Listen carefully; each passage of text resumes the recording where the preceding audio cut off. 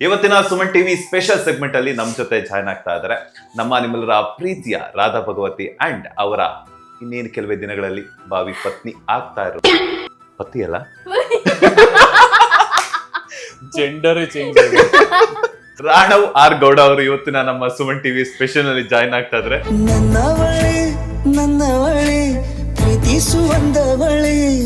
ಮದ್ವೆ ಆದ್ರೆ ಇವ್ರನ್ನ ಆಗ್ತೀನಿ, ಇಲ್ಲ ನನಗೆ ಆ ಮದ್ವೆ ಅನ್ನೋದೇ ಬೇಡ, ಕಾನ್ಸೆಪ್ಟೇ ಬೇಡ ನನ್ನ ಜೀವನದಲ್ಲಿ ಅಂತ ಹೇಳಿ ನಾನು ಫಿಕ್ಸ್ ಆಗ್ಬಿಟ್ಟಿದೆ.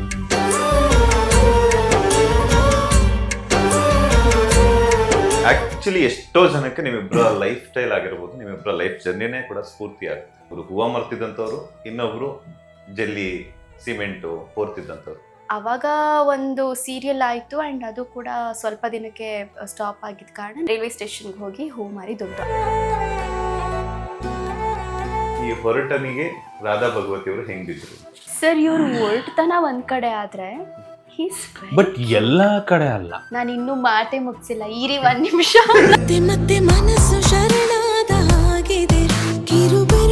ಮನಿ ಆಗಿರ್ಬೋದು ಅಥವಾ ಅವರ ಬ್ಯಾಕ್ ಗ್ರೌಂಡು ಮತ್ತೊಂದು ಏನು ತಿಳ್ಕೊಳ್ದೇನೆ ಒಂದು ಮನುಷ್ಯನಾಗಿ ನಾವು ನೋಡ್ಬೇಕಾದ್ರೆ ತುಂಬಾ ಅಟ್ರಾಕ್ಟ್ ಆಗೋದು ಇಟ್ಸ್ ಓನ್ಲಿ ಕೇರಿಂಗ್.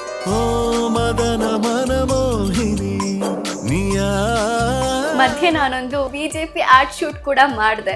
ಬಿಜೆಪಿ ಸರ್ಕಾರಕ್ಕೆ ಬರ್ಲಿಲ್ಲ. ಬಂತು. ನೋಡಿ, ಮುಂದಿನ ರಾಜಕೀಯ ಪಕ್ಷದವರು ಯಾರಾದ್ರೂ ನಿಮ್ಮ ಪಕ್ಷ ಅಧಿಕಾರಕ್ಕೆ ಬರ್ಬೇಕು ಅನ್ನೋದಾದ್ರೆ ಇರೋ ನಿಮಿಷ ನನ್ನ ಹಾಕತ್ತೀನಿ ನಾನು. ನಮ್ಮಿಬ್ರು ಹಾಕಳ್ರಿ ಪ್ರಮೋಷನ್ಗೆ, ಪಕ್ಕ ನಿಮ್ಮ ಸರ್ಕಾರ ಟಾಪ್ ಅಲ್ಲಿ ಬರ್ತದೆ. ಇಬ್ಬರ ಫೋನಲ್ಲಿ ಹೆಸರುಗಳು ಏನೇನು ಸೇವ್ ಆಗಿದೆ? ಬೇಡ ಸುಮ್ಮನೆ. ಇನ್ನೇನ್ ನನ್ನ ಮರ್ಯಾದೆ ಎಲ್ಲ ಕೆಡದಾಯ್ತು, ಇದನ್ನು ಕೆಡದು ಬಿಡುತ್ತೆ. ಹೇಳ್ಬಿಡ ಓದಿ. ಸೀಗಡಿ ಅಂತ ಹಾಕೊಂಡಿದ್ದಾರೆ. ಸೀಗಡಿ?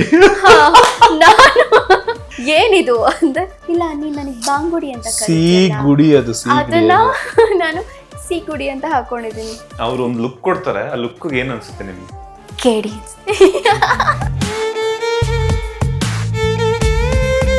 ನಿಮ್ಮಿಬ್ಬರ ಫಸ್ಟ್ ಜಗಳ ಯಾವುದು ಅಂತ? ಓಕೆ, ಇವಾಗ ಚೆನ್ನಾಗಿದ್ದೀವಿ. ಆ ಟಾಪಿಕ್ ಅಲ್ಲಿಗೆ ನಿಂತೋಯ್ತಲ್ಲ, ಇರುತ್ತೆ ತಡಿ ಮತ್ತೆ ಕೆತ್ಕನ.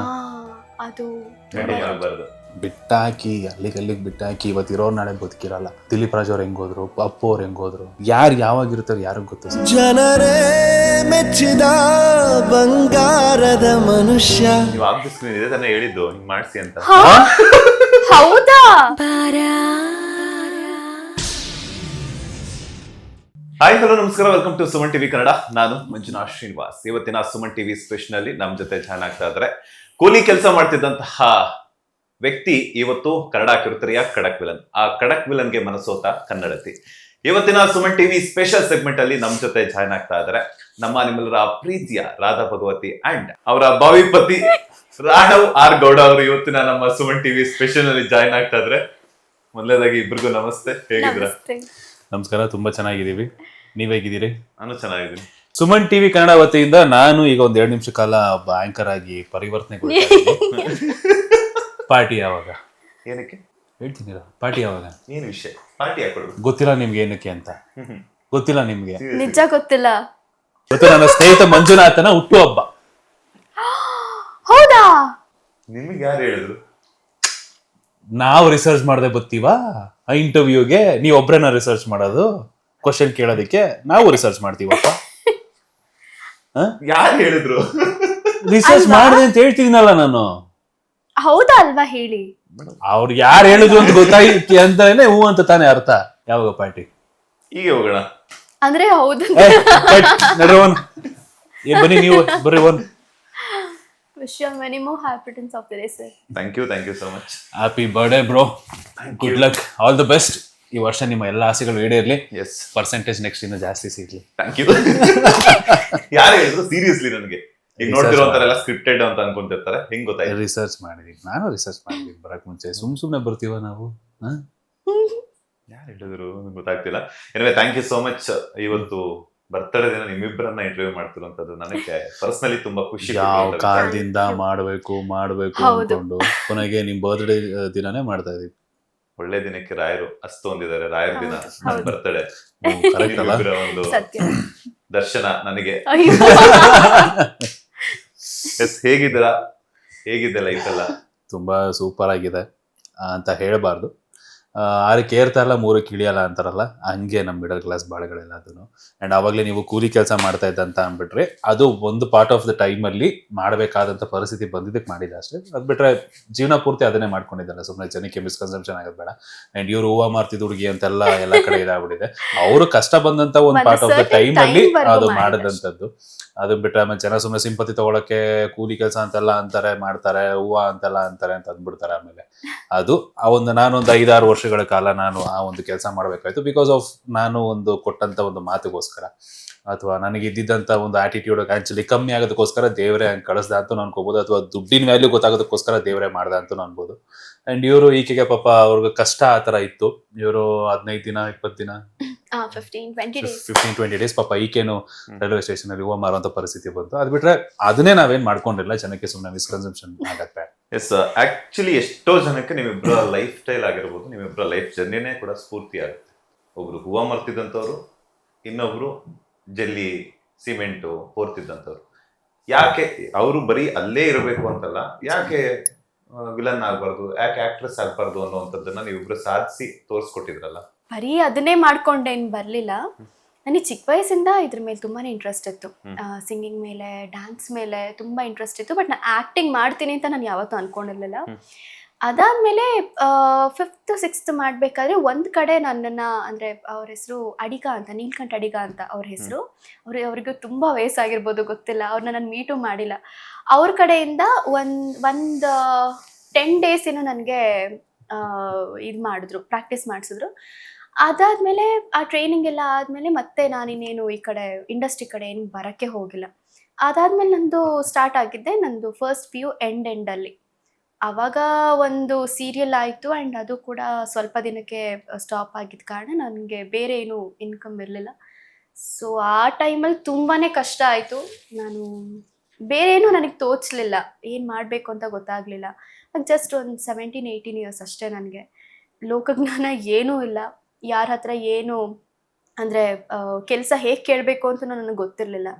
ಸೊ ನಾನು ಬೇರೆಯವ್ರ ಹತ್ರ ಏನಕ್ಕೆ ಕೇಳಲಿ, ಅವರೇನಾದರೂ ಅಂದರೆ ನಾನು ಹೇಗೆ ಸಹಿಸ್ಕೊಳ್ಳಿ ಅಂತ ಇದು ಮಾಡಿಕೊಂಡು ನಾನು ಹೂವು ಕಟ್ಟೋಣ ಆಯಿತು, ಹೂ ಮಾರೋಣ ಅಂತ ಹೇಳಿ ರೈಲ್ವೆ ಸ್ಟೇಷನ್ಗೆ ಹೋಗಿ ಹೂ ಮಾರಿದುಂಟು. ಅದು ಜಸ್ಟ್ 15 daysವರೆಗೂ ನಾನು ಮಾಡಿದೆ. ಆ್ಯಂಡ್ ಅದಾದಮೇಲೆ ಸ್ವಲ್ಪ ದಿನದ ಮಟ್ಟಿಗೆ ಹಾಗೆ ತಳ್ಕೊಂಡು ಹೋಯಿತು. ಆಮೇಲೆ ನಮ್ಮ ಪಪ್ಪ ಅವ್ರಿಗೆ ಸ್ವಲ್ಪ ಅಮೌಂಟ್ ಎಲ್ಲ ಇದಾಗಕ್ಕೆ ಸ್ಟಾರ್ಟ್ ಆಯಿತು. ಅಮ್ಮನೂ ಕೂಡ ಒಂದು ಕಡೆ ಕೆಲಸ ಮಾಡೋಕ್ಕೆ ಸ್ಟಾರ್ಟ್ ಮಾಡಿದ್ರು. ಆವಾಗ ಸ್ವಲ್ಪ ಮನೆ ಪರಿಸ್ಥಿತಿ ಎಲ್ಲ ಸರಿ ಹೋಯಿತು. ಬಟ್ ಆ ಒಂದು ಪರಿಸ್ಥಿತಿ ಸರಿ ಹೋಗೋ ಟೈಮ್ ಅಷ್ಟರಲ್ಲಾಗಲೇ 6 ತಿಂಗಳು ಆಗೋಗ್ಬಿಟ್ಟಿತ್ತು. ಸೊ ಅಲ್ಲಿವರೆಗೂ ತುಂಬಾ ಕಷ್ಟ ಆಯಿತು. ಆ್ಯಂಡ್ ಅದಾದ್ಮೇಲೂ ಕೂಡ ಪ್ರಾಬ್ಲಮ್ಸ್ ಇತ್ತು. ಬಟ್ ನಾನು ಕೆಲ್ಸಕ್ಕೆ ಹೋಗಬೇಕು ಅನ್ನೋ ಥರದ್ದೇನೂ ಇರಲಿಲ್ಲ. ಅದಾದ್ಮೇಲೆ ಮತ್ತೆ ಸ್ಟಾರ್ಟ್ ಆಯಿತು ಕಷ್ಟಗಳು, ಅದಕ್ಕಿಂತ ಡಬಲ್ ಆಗೋಯ್ತು. ಆ್ಯಂಡ್ ಆ ಟೈಮಲ್ಲಿ ಐ ಸ್ಟಾರ್ಟೆಡ್ ಗಿವಿಂಗ್ ಆಡಿಷನ್ಸ್. ಸಿಂಗಿಂಗಿಗೆ ಫಸ್ಟ್ ಕೊಟ್ಟಿದ್ದು. ಅದಾದಮೇಲೆ ಆ್ಯಕ್ಟಿಂಗಿಗೆ ಅದಾದಮೇಲೆ ನಾನು ವಾಯ್ಸ್ ಓವರ್ಗೆ ಕೊಡೋಕ್ಕೆ ಸ್ಟಾರ್ಟ್ ಮಾಡಿದೆ. ನಂತರ ನಾನು ನಿಮಗೆ ಚಂದನ TV ಗೊತ್ತೇ ಇರಬೇಕು. ಚಂದನ TVಯಲ್ಲಿ ನ್ಯೂಸ್ ರೀಡರ್ ಆಗಿ ವರ್ಕ್ ಮಾಡಿದೆ ಸ್ವಲ್ಪ ದಿನದ ಮಟ್ಟಿಗೆ. ಅದಾದ ನಂತರ ನಾನು ವಾಯ್ಸ್ ಓವರ್ಸ್ ಎಲ್ಲ ಮಾಡಿದೆ. ಆಮೇಲೆ ನಾನು ಇದಕ್ಕೆ ಬಂದಿದ್ದು, ಇಂಡಸ್ಟ್ರಿಗೆ, ಆ್ಯಕ್ಟಿಂಗಿಗೆ ಬಂದಿದ್ದು. ಮಧ್ಯೆ ನಾನೊಂದು BJP ಆ್ಯಡ್ ಶೂಟ್ ಕೂಡ ಮಾಡಿದೆ. ಅವಾಗ ತುಂಬ ಚಿಕ್ಕವಳು, ನಾನು 17 years ಅಷ್ಟೇ. ತುಂಬ ಲಂಗ ದಾವಣಿ ಹಾಕಿ ಒಂದು ಶಾರ್ಟ್ ಮಾಡಿಸಿದ್ರು. ಅದೇ ನಂದು ಫಸ್ಟ್ ಕ್ಯಾಮ್ರಾ ನಾನು ಫೇಸ್ ಮಾಡಿದ್ದು ಅದೇ ಫಸ್ಟ್. ಆಮೇಲೆ ನನ್ನ ಸೀರಿಯಲ್ ಮುಖಾಂತರ ಒಂದೊಂದೇ ಬರ್ತಾ ಹೋಯ್ತು. BJP ಸರ್ಕಾರಕ್ಕೆ ಬಂತ ಬರ್ಲಿಲ್ಲ? ಬಂತು. ಒಳ್ಳೆ ಪಾಯಿಂಟ್ ಮಿಸ್ ಆಗುತ್ತೆ ನೋಡಿ. ಮುಂದಿನ ರಾಜಕೀಯ ಪಕ್ಷದವರು ಯಾರಾದ್ರೂ ನಿಮ್ಮ ಪಕ್ಷ ಅಧಿಕಾರಕ್ಕೆ ಬರಬೇಕು ಅನ್ನೋದಾದ್ರೆ, ಇರೋ ನಿಮಿಷ ನನ್ನ ಹಾಕತೀನಿ ನಾನು, ನಮ್ಮಿಬ್ರು ಹಾಕಳ್ರಿ ಪ್ರಮೋಷನ್ಗೆ, ಪಕ್ಕ ನಿಮ್ಮ ಸರ್ಕಾರ ಟಾಪ್ ಅಲ್ಲಿ ಬರ್ತದೆ. ಅಂದ್ರೆ ರಾಧಾ ಭಗವತಿ ಅವ್ರ ಎಂಟ್ರಿ ಮಾಡಿದ್ರೆ ಅಣ್ಣ ಅವರ ಲೈಫು ಕೂಡ ಟಾಪ್ ಅಲ್ಲಿ ಬರ್ತಿದ್ಯಾ ಅಂತ. ರಾಧಾ ಭಗವತಿ ಅವರು ನಿಮ್ಮ ಲೈಫ್ಗೆ ಎಂಟ್ರಿ ಕೊಟ್ಟ ಮೇಲೆ ರಾಣವ್ ಅವರ ಲೈಫು ಕೂಡ ಟಾಪ್ ಅಲ್ಲಿ ಬರ್ತಿದ್ಯಾ ಅಂತ. ಟಾಪ್ ರೂಫ್ ಟಾಪ್ ಮೇಲೆ ಟೆರೆಸ್ ಮೇಲೆ ಹಾರಾಡ್ತಿದೆ life. Jokes apart, but personally ಒಬ್ಬ ವ್ಯಕ್ತಿತ್ವದ ಬೆಳವಣಿಗೆಯಲ್ಲಿ ಇವರ ಪಾತ್ರ ತುಂಬಾನೇ ಇದೆ. ಇಲ್ಲ ಅಂದ್ರೆ ಅದು ತಪ್ಪಾಗುತ್ತೆ. ಆಕ್ಚುಲಿ ನಾನಿದ್ದು ನೇಚರೇ ಬೇರೆ. ನನ್ನಿದ್ದು ನನ್ನ ನನ್ನ ಓಲ್ಟತನನೇ ಬೇರೆ, ನನ್ನ ನೇಚರ್ ಬೇರೆ, ನನ್ನ ಪೊಲೀಸ್ ಕೇಸ್ಗಳಾಗಿರ್ಬೋದು, ನನ್ನ ಗಲಾಟೆಗಳಾಗಿರ್ಬೋದು, ಇದೆಲ್ಲ ಬೇರೆ. ಸೊ ಆ ರೀತಿ ನೀನು ಅಂದರೆ ಡ್ಯಾಶ್ ಡ್ಯಾಶ್ ಡ್ಯಾಶ್ ಅಂತ ಬಾಯಲ್ಲಿ ಬರ್ತಿದ್ದವನು, ಮಾತೆತ್ತರೆ ಕೈ ಎತ್ತುತ್ತಿದ್ದವನು, ಈಗ ನೀನು ಅಂತಂದರೆ ಸರಿ ಬಿಡಪ್ಪ ಆಯಿತು ಹೋಗೋ ಅನ್ನೋ ಮಟ್ಟಕ್ಕೆ ಬಂದ್ವಿ. ಅದಕ್ಕೆ ಪರಿವರ್ತನೆ ಯಾರು? ಮೇಡಮ್, ಗಂಡು ಮಕ್ಳು ಏನು ಗೊತ್ತಾ, ಯಾರಿಗೂ ಬದಲಾಗಲ್ಲ, ತುಂಬ ಕಷ್ಟ. ಒಂದ್ಸಲ ಅವ್ರು ಬದಲಾಗಬೇಕು ಅಂತ ಡಿಸೈಡ್ ಮಾಡೋದು. ನಿಮಗೂ ಇದು ಎಕ್ಸ್ಪೀರಿಯನ್ಸ್ ಆಗಿರ್ಬೋದು, ಅಥವಾ ಬೇರೆಯವ್ರಿಗೂ ಆಗಿರ್ಬೋದು, ನೋಡೋ ವೀಕ್ಷಕರಿಗೆ ಯಾರಿಗಾದ್ರೂ ಆಗಿರ್ಬೋದು. ಬಟ್ ಅವ್ರು ಒಂದ್ಸಲ ಯಾರಾದರೂ ಒಬ್ಬ ವ್ಯಕ್ತಿಗೆ ಬದಲಾಗಬೇಕು ಅಂತ ಅವ್ರು ಅನ್ಕೋತಾರೆ ಅಂತ ಅಂದರೆ they are playing a major role ಅಂತ. So such a kind of a role shares. And ಇನ್ನೊಂದೇನೆಂದರೆ ಇವ್ರಿಗೆ ಆ ಒಂದು ಒರಟುತನನ ಬಿಡೋಕೆ ಎಷ್ಟು ಕಷ್ಟ ಆಯಿತು ಅಂದರೆ ಆ ಒಂದು ಫೇಸೇ ತುಂಬ ಡಿಫಿಕಲ್ಟ್ ಆಗಿತ್ತು. ಇವರು ಫಸ್ಟು ನಾನು ಏನೇ ಚಿಕ್ಕದಾಗಿ ಏನೇ ಒಂದು ಆರ್ಗ್ಯುಮೆಂಟ್ಸ್ ಬಂದ್ರೂ ಕೂಡ ತುಂಬ ಜಗಳ, ತುಂಬ ಅಂದರೆ ಯಾವ ಮಟ್ಟಿಗೆ ಅಂದರೆ ತುಂಬ ದೊಡ್ಡದಾಗಿ ಜಗಳ ಆಗ್ತಾ ಇತ್ತು. ಆ್ಯಂಡ್ ಅದಾದಮೇಲೆ ಅವ್ರಿಗೆ ಒಂದು ಸರ್ಟನ್ ಟೈಮ್ಗೆ ಏನಾಗೋಯ್ತು, ಓಕೆ ಇವಳು ಇಷ್ಟೊಂದು ಪ್ರೀತಿ ಮಾಡ್ತಿದ್ದೀವಿ ನಾವಿಬ್ಬರು, ವೈ ಶುಡಂಟ್ ವಿ ಚೇಂಜ್ ಅಂತ ಹೇಳಿ ಒಂದು ಪಾರ್ಟಿಂದ ಕಂಪ್ಲೀಟ್ ಚೇಂಜಸ್ ಕಾಣಿಸ್ತು. ನಾನು ಚೇಂಜ್ ಆಗ್ತಿದ್ದೀನಿ ರಾಧಾ, ನಾನು ಚೇಂಜ್ ಆಗ್ತಿದ್ದೀನಿ ಅಂತ ಪ್ರತಿದಿನ ಹೇಳ್ತಾ ಇದ್ರು. ಆ್ಯಂಡ್ ಅವ್ರು ಹೇಳ್ದಂಗೆ ಅದು ಮ್ಯಾನಿಫೆಸ್ಟೇಷನ್ ಏನೋ ಗೊತ್ತಿಲ್ಲ, ಅವ್ರು ಅದೇ ರೀತಿ ಚೇಂಜ್ ಆಗ್ತಾ ಬಂದರು. ಆ್ಯಂಡ್ ಇವಾಗ he's a very gentleman. And ಅವಾಗ ಇದ್ದಿದ್ದೇ ಒಂಥರ. ಆ್ಯಂಡ್ ಅದಾದಮೇಲೆ ನನಗೆ ಊಟ ತಿನ್ಸೋದಾಗಿರ್ಬೋದು, ನನ್ನ ತುಂಬ ಸೇಫಾಗಿ, ಅಂದರೆ ಮುಂಚೆನೂ ಮಾಡ್ತಾಯಿದ್ರು, ಬಟ್ ಅದು ಆಮೇಲೆ ಇನ್ನೂ ಡಬಲ್ ಆಗೋಯ್ತು. ಕೈ ಹಿಡ್ಕೊಂಡು ಓಡಾಡೋದಾಗಿರ್ಬೋದು, ನನಗೆ ಅದನ್ನು ತಿಂದರೆ ಶೀತ ಆಗುತ್ತೆ, ಇದನ್ನು ತಿನ್ನಬೇಡ, ಎಳ್ನೀರು ಕುಡಿ, ನೀರು ಕುಡಿ. ನನ್ನ ಪ್ರತಿದಿನ ಇಲ್ಲಿವರೆಗೂ ಕೂಡ ನಾನು ಬೆಳಗ್ಗೆ ಏನು ತಿಂದೆ, ಮಧ್ಯಾಹ್ನ ಏನು ತಿಂದೆ, ರಾತ್ರಿ ಏನು ತಿಂದೆ, ಪ್ರತಿಯೊಂದು ಕೇಳ್ತಾರೆ. ನಾನು ಮರಿಬೋದು, ಮಿಸ್ಸಾಗಿ ನಾನು ಮರೆತ್ರೂ ಕೂಡ ಅವ್ರು ಮಾತ್ರ ಒಂದು ಸಲಿಗೂ ಮರೆಯಲ್ಲ. ಅದನ್ನ ಯಾಕೆ ತಿಂದೆ, ಇದನ್ನ ತಿನ್ಬೋದಲ್ವಾ ನೀನು, ಅದನ್ನ ಯಾಕೆ ತಿಂದೆ ಅಂತ ಹೇಳಿ ಬರೀ ತಿನ್ನೋ ವಿಚಾರಕ್ಕೆ 1-2-3 ಸಲ ಜಗಳನೂ ಆಗ್ಬಿಟ್ಟಿದೆ. ನನ್ನ ಮಾತು ಕೇಳು ನೀನು, ಅಂದರೆ ಆರೋಗ್ಯ ಸಮಸ್ಯೆಗಳು ಬರುತ್ತೆ ನಿನಗೆ, ಈ ಥರ ನಾನು ಹೇಳಿದ ಮಾತು ಕೇಳು ಅಂತ ಹೇಳಿ ಅದಕ್ಕೂ ಎಷ್ಟೋ ಸಲ ಜಗಳ ಆಗಿದೆ. ಸೊ ಅಷ್ಟು ಅದು ಹೇಳಕ್ಕೆ ಆಗಲ್ಲ. ಇವಾಗ ನಾವು ಒಬ್ರ ಮೇಲೆ ಕೇರು ಕನ್ಸರ್ನ್ ಅಂತ ತಗೊಂಡ್ರೆ ಎದುರುಗಡೆ ಇರೋ ವ್ಯಕ್ತಿನೂ ಅದು ಒಂದು ಸಂವಾದ ನಡ್ಕೊಂಡು ಹೋಗುತ್ತೆ. ಇಲ್ಲ ಇವ್ ನನಗೆ ರಿಸ್ಟ್ರಿಕ್ಷನ್ಸ್ ಆಗ್ತಿದ್ದಾನೆ, ಇವನೇನು ನಾನು ತಿನ್ನೋದನ್ನ ಕೇಳಬೇಕು, ನನ್ನ ಇಷ್ಟ ನಾನು ತಿನ್ಕೊಂತೀನಿ, ಅದು ಆವಾಗ ಎಡವಟ್ಟಕ್ಕೆ ಕಾರಣ ಆಗುತ್ತೆ. ಸೊ ಇವ್ರು ಅರ್ಥ ಮಾಡ್ಕೊಂಡು ನಾನು ಹೇಳ್ತಿರೋದು ಇವರೊಂದು ಆರೋಗ್ಯಕ್ಕೋಸ್ಕರ ಅಂತ. ಇವಾಗ ಏನೋ ಎಣ್ಣೆಲಿ ಕರ್ದಿರೋ ತಿಂತಾರೋ, ಮತ್ತೊಂದು ತಿಂತಾರೋ, ಎಣ್ಣೆ ಜಾಸ್ತಿ ಆಗಿರೋ ತಿಂತಾರೋ, ಅಥವಾ ಜಂಕ್ ಫುಡ್ ತಿಂತಾರೋ, ಸೊ ಅದು ಬೇಡ, ತಿನ್ನಬೇಡ ಅನ್ನೋದನ್ನು ಅವನು ಓಕೆ ನನಗೋಸ್ಕರ ಕೇರ್ ಮಾಡ್ತಿದ್ದಾನೆ ಅಂತ ಅರ್ಥ ಮಾಡ್ಕೊಳ್ಳೋ ವ್ಯಕ್ತಿನೂ ಇರಬೇಕು ಎದುರುಗಡೆಗೆ. ಬರೀ ತೋರಿಸಿದ್ರೆ ಸಾಲಲ್ಲ. ಕೆಲವ್ರಿಗೆ ತೋರಿಸೋರ್ಗೆ ಅರ್ಥ ಮಾಡ್ಕೊಳ್ಳೋರು ಸಿಗಲ್ಲ, ಅರ್ಥ ಮಾಡ್ಕೊಳ್ಳೋರಿಗೆ ತೋರಿಸೋರು ಸಿಗಲ್ಲ. ಅಲ್ಲೂ ಕಡಲೆ ಕಥೆಗಳಾಗೋಗ್ಬಿಡ್ತವೆ. ಇನ್ ಸಮ್ ಕೇಸಸ್ ಓಕೆ, ನಾವು ಹೇಳೋದು ಅವ್ರಿಗೂ ಅರ್ಥ ಆಗ್ತಿದೆ, ನಾವು ಕೇರ್ ಮಾಡ್ತಿದ್ದೀವಿ ಅಂದಾಗ ಎಲ್ಲೂ ಹೆಚ್ಚು ಕಡಿಮೆ ಆಗಲ್ಲ. ಆ್ಯಂಡ್ ಆ ಒಂದು ಅಂಡರ್ಸ್ಟ್ಯಾಂಡಿಂಗ್ ಬರೋದಕ್ಕೆ it literally takes so much of time. But ಅಷ್ಟರಲ್ಲಿ ಎಷ್ಟೋ ಜನ ಬ್ರೇಕಪ್ ಮಾಡ್ಕೊಂಡ್ಬಿಡ್ತಾರೆ. ಇನ್ನು ಅರ್ಥ ಮಾಡ್ಕೊಳ್ತಾ ಇರ್ತಾರೆ, ಇದೇನು ಅದೇನು ಅಂತ ಎಲ್ಲ. ಅವ್ರು ಯಾವ ಒಂದು ಫೇಸಲ್ಲಿ ಹೇಳ್ತಾ ಇರ್ತಾರೆ, ಅಂದರೆ ಅವ್ರ ಮಾತಿನ ಅರ್ಥ ಏನು ಅಂತ ನಾವು ಅಂಡರ್ಸ್ಟ್ಯಾಂಡ್ ಎಲ್ಲ, ಅಂದರೆ ತಿಳ್ಕೊಳ್ಳೋ ಅಷ್ಟರಲ್ಲಿ, ಕಂಪ್ಲೀಟಾಗಿ ತಿಳ್ಕೊಳ್ಳೋ ಅಷ್ಟರಲ್ಲಿ ಬ್ರೇಕಪ್ಪೇ ಮಾಡ್ಕೊಂಡ್ಬಿಟ್ಟಿರ್ತಾರೆ. ಸೊ ಕಂಪ್ಲೀಟಾಗಿ ತಿಳ್ಕೊಳ್ಳೋವರೆಗೂ, ಒಂದು ಫೇಸನ್ನು ದಾಟೋವರೆಗೂ ಅದು ಸ್ವಲ್ಪ ಕಷ್ಟ ಆಗುತ್ತೆ. ಆಮೇಲೆ ನನ್ನ ಬಗ್ಗೆ ಅವ್ರು ಚೆನ್ನಾಗಿ ಅರ್ಥ ಮಾಡ್ಕೊಂಡಿರ್ತಾರೆ, ಅವ್ರ ಬಗ್ಗೆ ನಾನು ಚೆನ್ನಾಗಿ ಅರ್ಥ ಮಾಡ್ಕೊಂಡಿರ್ತೀನಿ. ಈಗಲೂ ಜಗಳ ಆಡ್ತೀವಿ ನಾವು, ಲೈಫಲ್ಲಿ ಈಗಲೂ ಜಗಳ ಆಡ್ತೀವಿ. ತೀರಾ ಬರ ಪರ್ಫೆಕ್ಟ್ ಕಪಲ್ ಅಂತ ನಾನು ಹೇಳ್ತಾ ಇಲ್ಲ. ಯಾರು ಈ ಪ್ರಪಂಚದಲ್ಲಿ ಪರ್ಫೆಕ್ಟ್ ಕಪಲ್ ಇಲ್ವೇ ಇಲ್ಲವೇ ಇಲ್ಲ. ಎಂಥ ದೊಡ್ಡ ಸೆಲೆಬ್ರಿಟೀಸೇ ಆಗಿರಲಿ, ಎಂಥ ಒಬ್ರು ಬಡವರೇ ಆಗಿರಲಿ, ಮಿಡಲ್ ಕ್ಲಾಸ್ ಅವ್ರು ಆಗಿರಲಿ, ಪ್ರತಿಯೊಬ್ಬರು ಲೈಫಲ್ಲೂ ಒಂದಲ್ಲ ಒಂದು ಹೆಚ್ಚು ಕಡಿಮೆ ಪ್ರತಿದಿನ ಆಗೇ ಆಗುತ್ತೆ. ಎಂಡ್ ಆಫ್ ದಿ ಡೇ ಆಗಿರೋ ವಿಷಯ ಇಂಪಾರ್ಟೆಂಟಾ ಅಥವಾ ಎದುರಿಗಿರೋ ವ್ಯಕ್ತಿ ಇಂಪಾರ್ಟೆಂಟಾ ಅಷ್ಟೇ ಮಾಡ್ರೆ.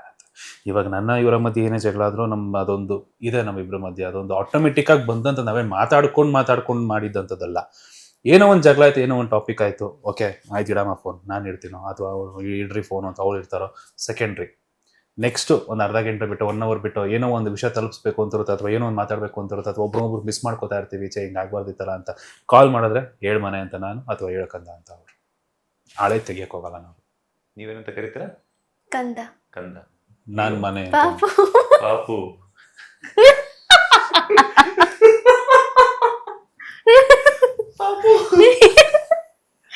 ಇಲ್ಲ, ಅವ್ರ ಹೆಸರೇ ಅದು.